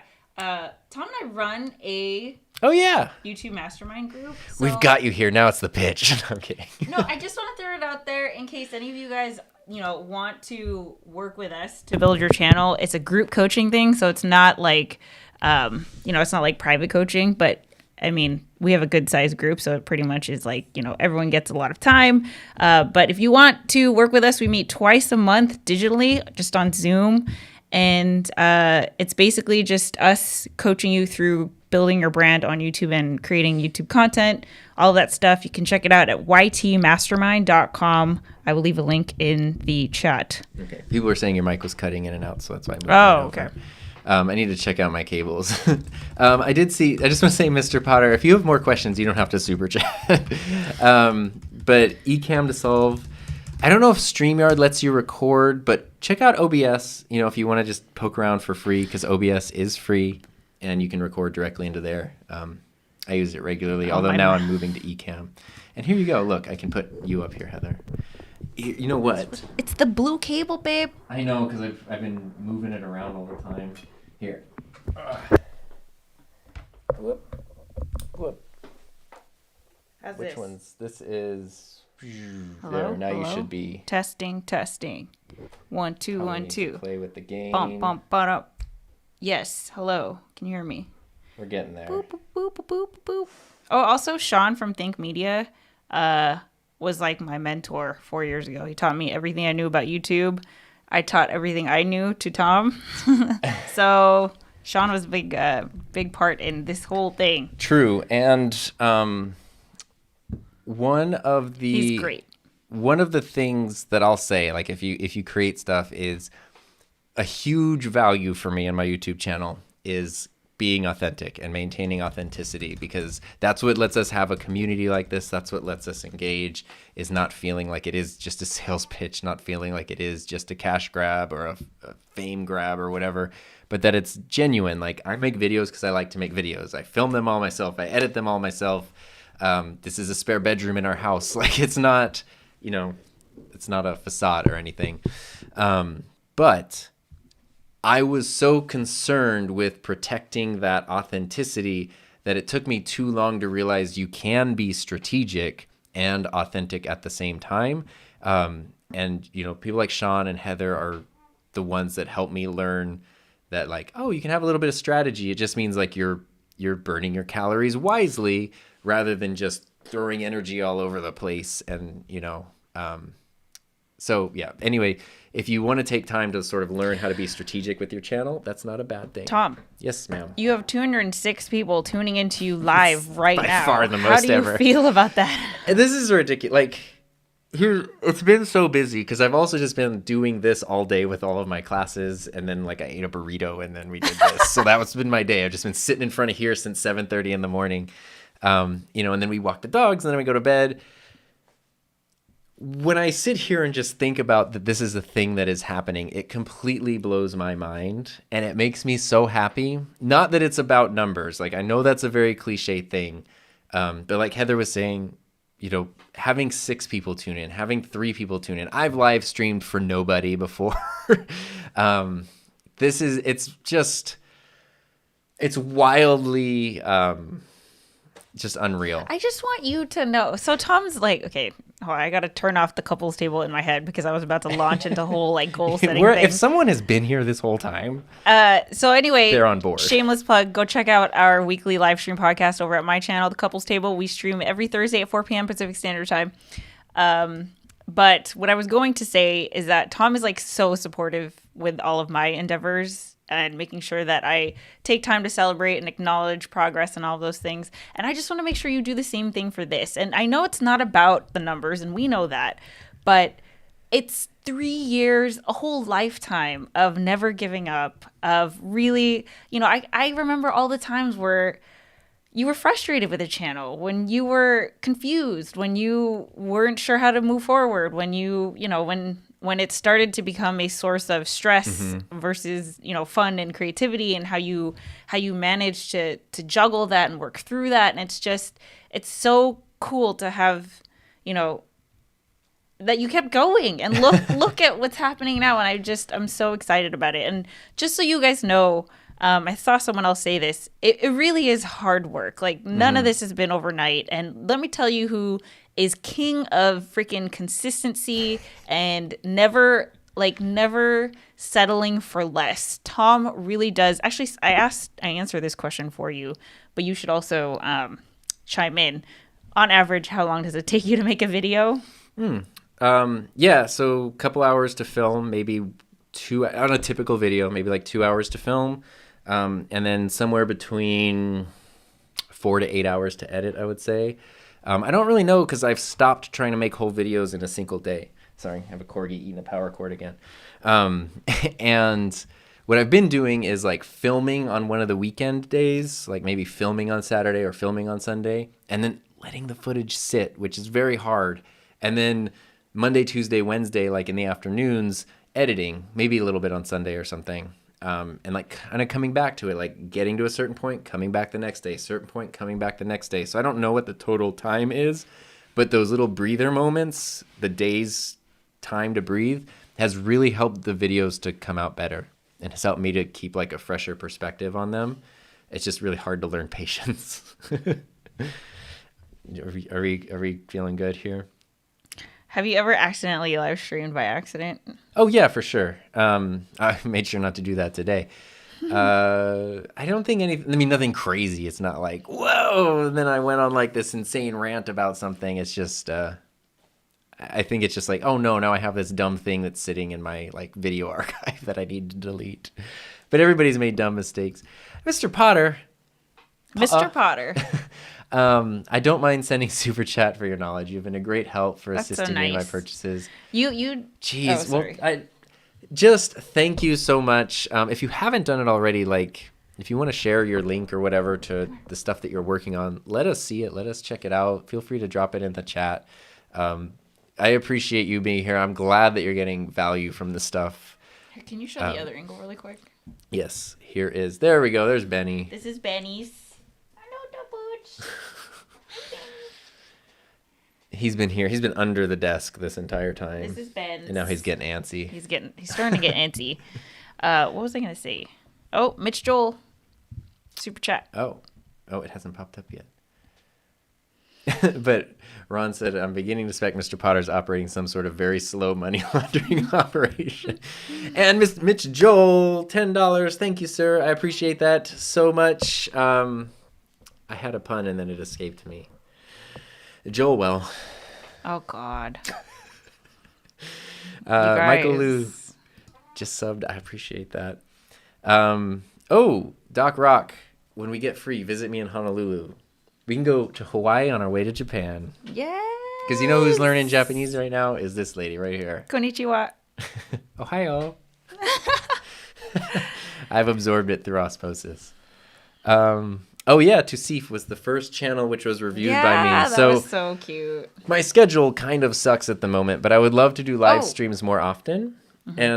And last live stream we did on here was a channel review, and I would love to do that again because it was so much fun to see everybody's work. And I would like to do a whole video or a live stream about just like having an ethics statement, how I work with brands or don't, and kind of how that works and stuff. So I appreciate that. Someone asked, do you have a Discord server? Oh, yeah. No, he doesn't. No, I don't. I mean, the couples table does, but it's going to be a totally different audience. I think you should have. Yeah, I have one. It's just empty right now, and I'm like putting it all together and figuring it out. But eventually, I will. Be like tech, all super tech. Yeah, because it's fun to have these conversations ongoing without like having to, stream live and stuff. So, and there's also, which I don't quite understand how it works, but there's like YouTube channel memberships are a thing, but then you have to pay. So I don't know if that's worth something or not. But Ben's here. Ben. Tolson. Okay, I was like, Ben the dog? He's over there. Hi, Ben. How's it going? I have a soft spot for anyone named Ben. James, he's answered this question. PC versus Mac, he keeps asking. Oh, PC versus... I'm a Mac guy. And legit, when I changed from my old job to my new job, my school district was PC only, and my condition was that I was not going to take the position unless they let me... establish a Mac lab. So he made the first Mac lab in the entire school district. Yeah, and now it's pretty common and lots of schools have them because it turns out they work also. Oh, this is a good question. Jeff Wilkes, university instructor, and found your channel because I want to do better than voiceover PowerPoint. Thanks for the guidance. Oh, I'm so glad it's helping. I wanted to I can't tell you how many teachers, college professors, people have dropped in and said, hi, thanks. I'm glad you have to go through all the comments. I know. I need to like watch the replay because I can't keep up. M. Caputo said, starting a YouTube channel because of you. I'm flattered. Doing an art channel with a Sony ZV-1. Heather has a Sony ZV-1. Tom got it for me. It's a great camera. And order the overhead rig. Oh, awesome. I hope that works out really well for you. It should work out perfectly with the ZV-1 because of that nice flip screen you got. There. Oh, you okay, babe? It didn't hurt as bad as it sounded. I'll cry later. What's a JSAW cable? I don't know. I didn't JC that. JSAUX cable? I don't know. I think if you're talking about brand names, these start with a D, but one of them said here? You know who said hi? Kai. Oh, from the Discord. Yeah. Yeah, I saw him in the pre-chat. Yeah.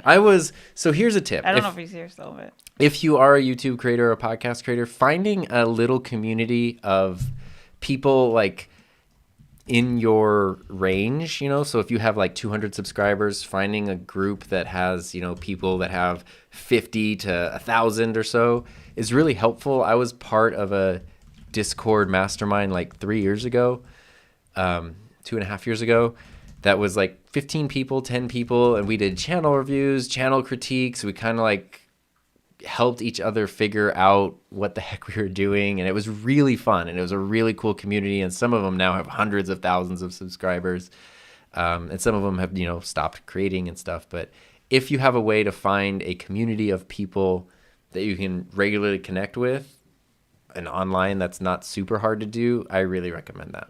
Join the YouTube Mastermind. Or ytmastermind.com. Yeah. Convology. Hey, Tom, does your desk have a lip on the back that's big enough for a monitor stand clamp? I missed the camera shot to see if you use one. Love that Husky desk. Oh, yeah. It's a Husky desk. So this is actually backwards. The front of the desk is here, and it does have a lip. As you can kind of see in this shot, I have the Rode PSA-1 mounted to it. I don't know. It's so cramped. It's like 2 inches. The other side, though, is flat because this is supposed to go up against a wall or something, so there is no lip here. But the 3 other ends have a lip that's great for mounting stuff to it.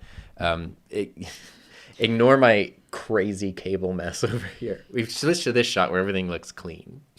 Ron, go to bed. Yeah, we should all probably take a break. But this has just been so much fun. And I appreciate everybody being here and watching. So how do we want to... I feel like you should savor the moment. I know, that's what I want to do. You were asking or answering questions like nonstop. I want you to like just be in this. I know. This is crazy. Like just celebrate, you know? Wait, where is it? It's our celebration. It's I do just kind of want to soak in that this is a thing that is happening and how much I appreciate it. And it's a long time coming, babe. Like hours, countless hours. Oh, so many hours. It's really fun, but it is really hard because there are those times where you're like, if you guys want more Tom content, go Tent. Go check out his podcast because there's too much of it there. It's like if you're a creator, you understand like his thinking and his approach to things. I think that's going to be a lot more insightful than just like what camera to use. And honestly, I would argue that, you know, sometimes it's not so much about the tech, but more so the creator mindset, which Tom shares a lot about on his podcast. So go check that out. Podcast, The Enthusiasm Project. Just search for it. You'll see my beautiful face pop up. So what's next, Tom? The road to 100K. Let's get you a silver play button. We've got a ways to go. I mean, I am really happy with where things are going. Okay. It feels like the channel is falling into like even a more specific niche that is in line with my interests. Like Dee said, desktop audio, video, streaming, production, that kind of stuff. So I'm really excited about that.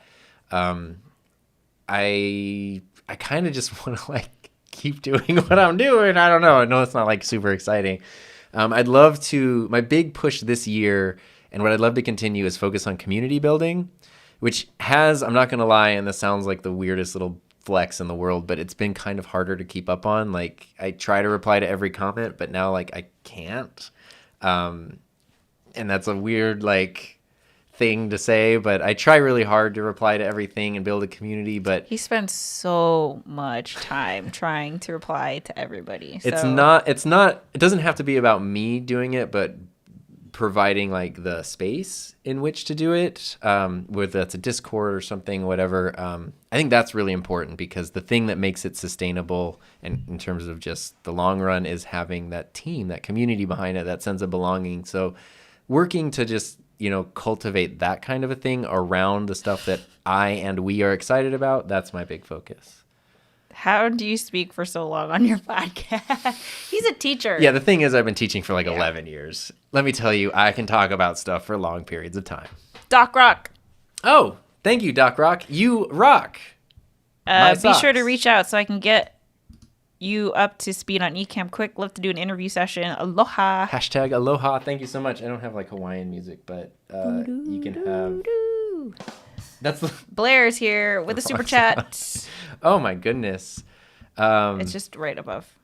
Scroll up a little bit. Oh, boop, There you boop, go. boop. There we go. Blair. There we go. This is free for both people. $7.99. Thank you so much. I appreciate it. Look at this. Raphael's still here. This has been as good as an ice cream sandwich.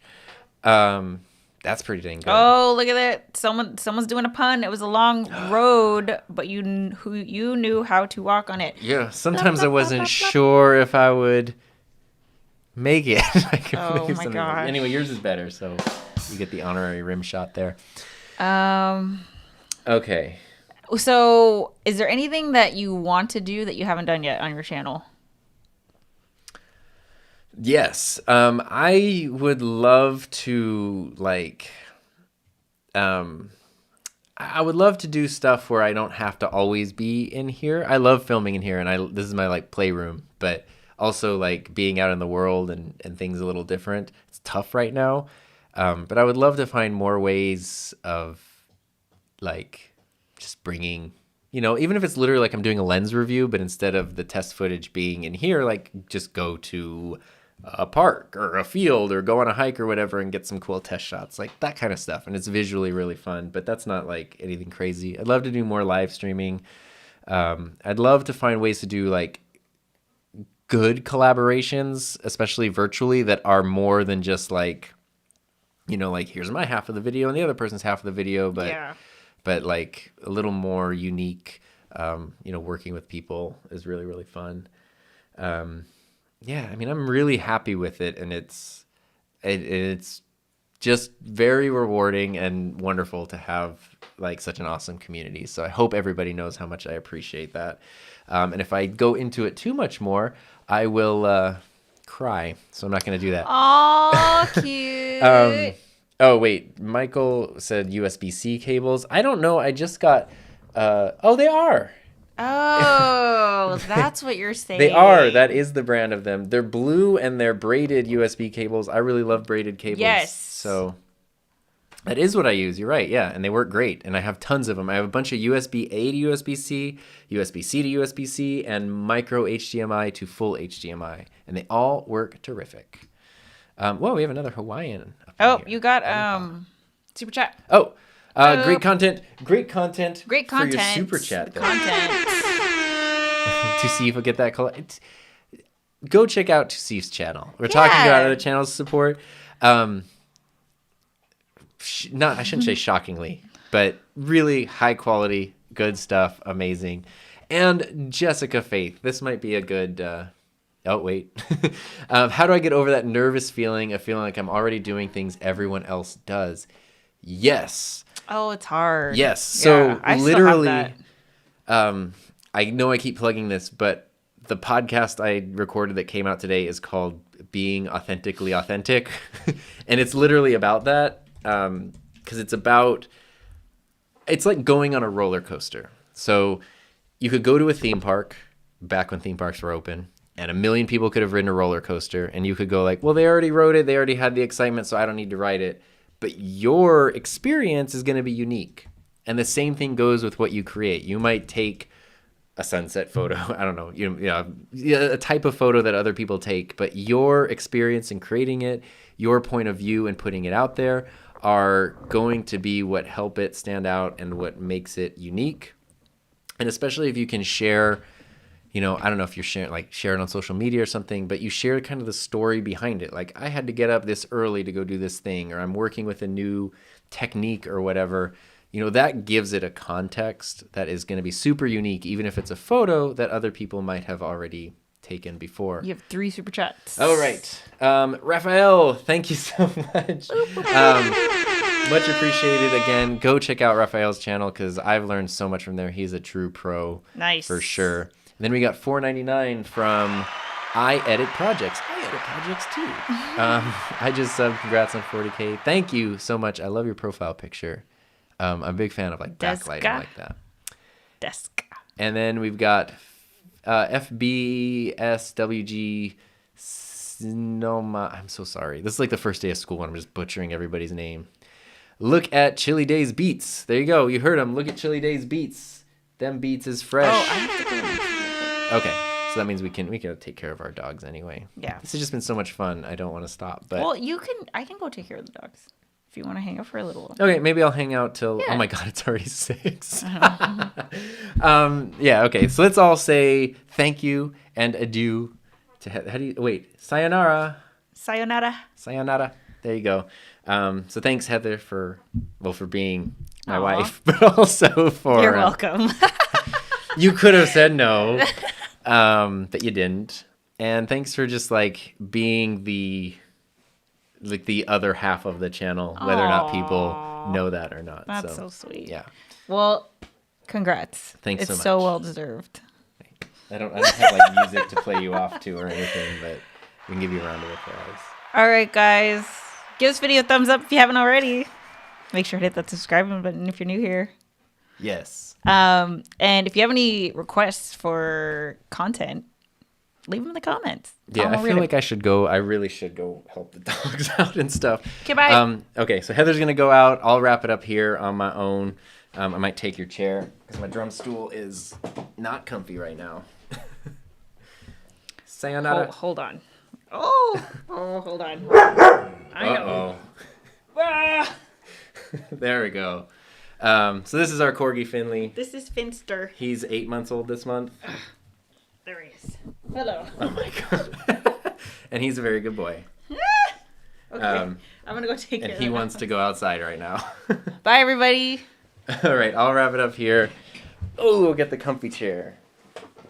All right. I mean, I don't plan on doing too much insanity here, but maybe we can just kind of wrap up. Yes. Camera Junkie, thank you so much. Yeah, I mean, shout out is, yeah. Michael's saying get another chair. I don't know if you can see. I don't know. It's a wide angle lens, but like, I have a normal human size arm. This room is full. It's just because the drum set is here, but the drum set is so fun. So, but this chair is super comfy, and it's a super cheap IKEA chair, which is fun. So anyway, now that Heather's not here, why would anyone want to watch? So we can probably just wrap it up. I know we have some people who are overseas from me, and they need to get to sleep. Oh, wait. Doc Rock said sayonara's for when we're not going to see each other for a long time. Well, what's the one when we're going to see each other soon? Bye. All right. So thank you again. I would get all emotional like last day of school with my students when I start breaking down in front of a bunch of teenagers, but I won't do that. I do hope to live stream again relatively soon if schedule allows. And sorry, this is how my Zoom classes are. I'm getting distracted by the chat. Yeah, maybe we'll do another milestone video if we hit another milestone, but this was just a really fun excuse to hang out. And I really appreciate all of the kindness, all of the support, and wish you guys, many of whom are creators in your own right, the best of luck when you work to create your own thing. So I know there's questions coming in. I'm sorry that I'm missing them. But I'm also really hungry. I think I need to go eat another piece of food. So there we go, guys. Thanks so much. I appreciate you hanging out with me. Definitely check out podcasts if you want. It's just the Enthusiasm Project on whatever you listen to podcasts, because you can listen to this for hours, just hours and hours. And thank you to everyone who gave super chats. I always forget that's a thing that can even happen during a live stream, and it kind of blows my mind. Yes, so my heart grew 2 sizes. Now it's officially size 2. All right, guys, take care. Ron, please go get some rest, and I will see you guys next time. No, I forgot that I was like on the wrong camera literally the whole time. Yeah, Dominic, I didn't know I was using the top camera.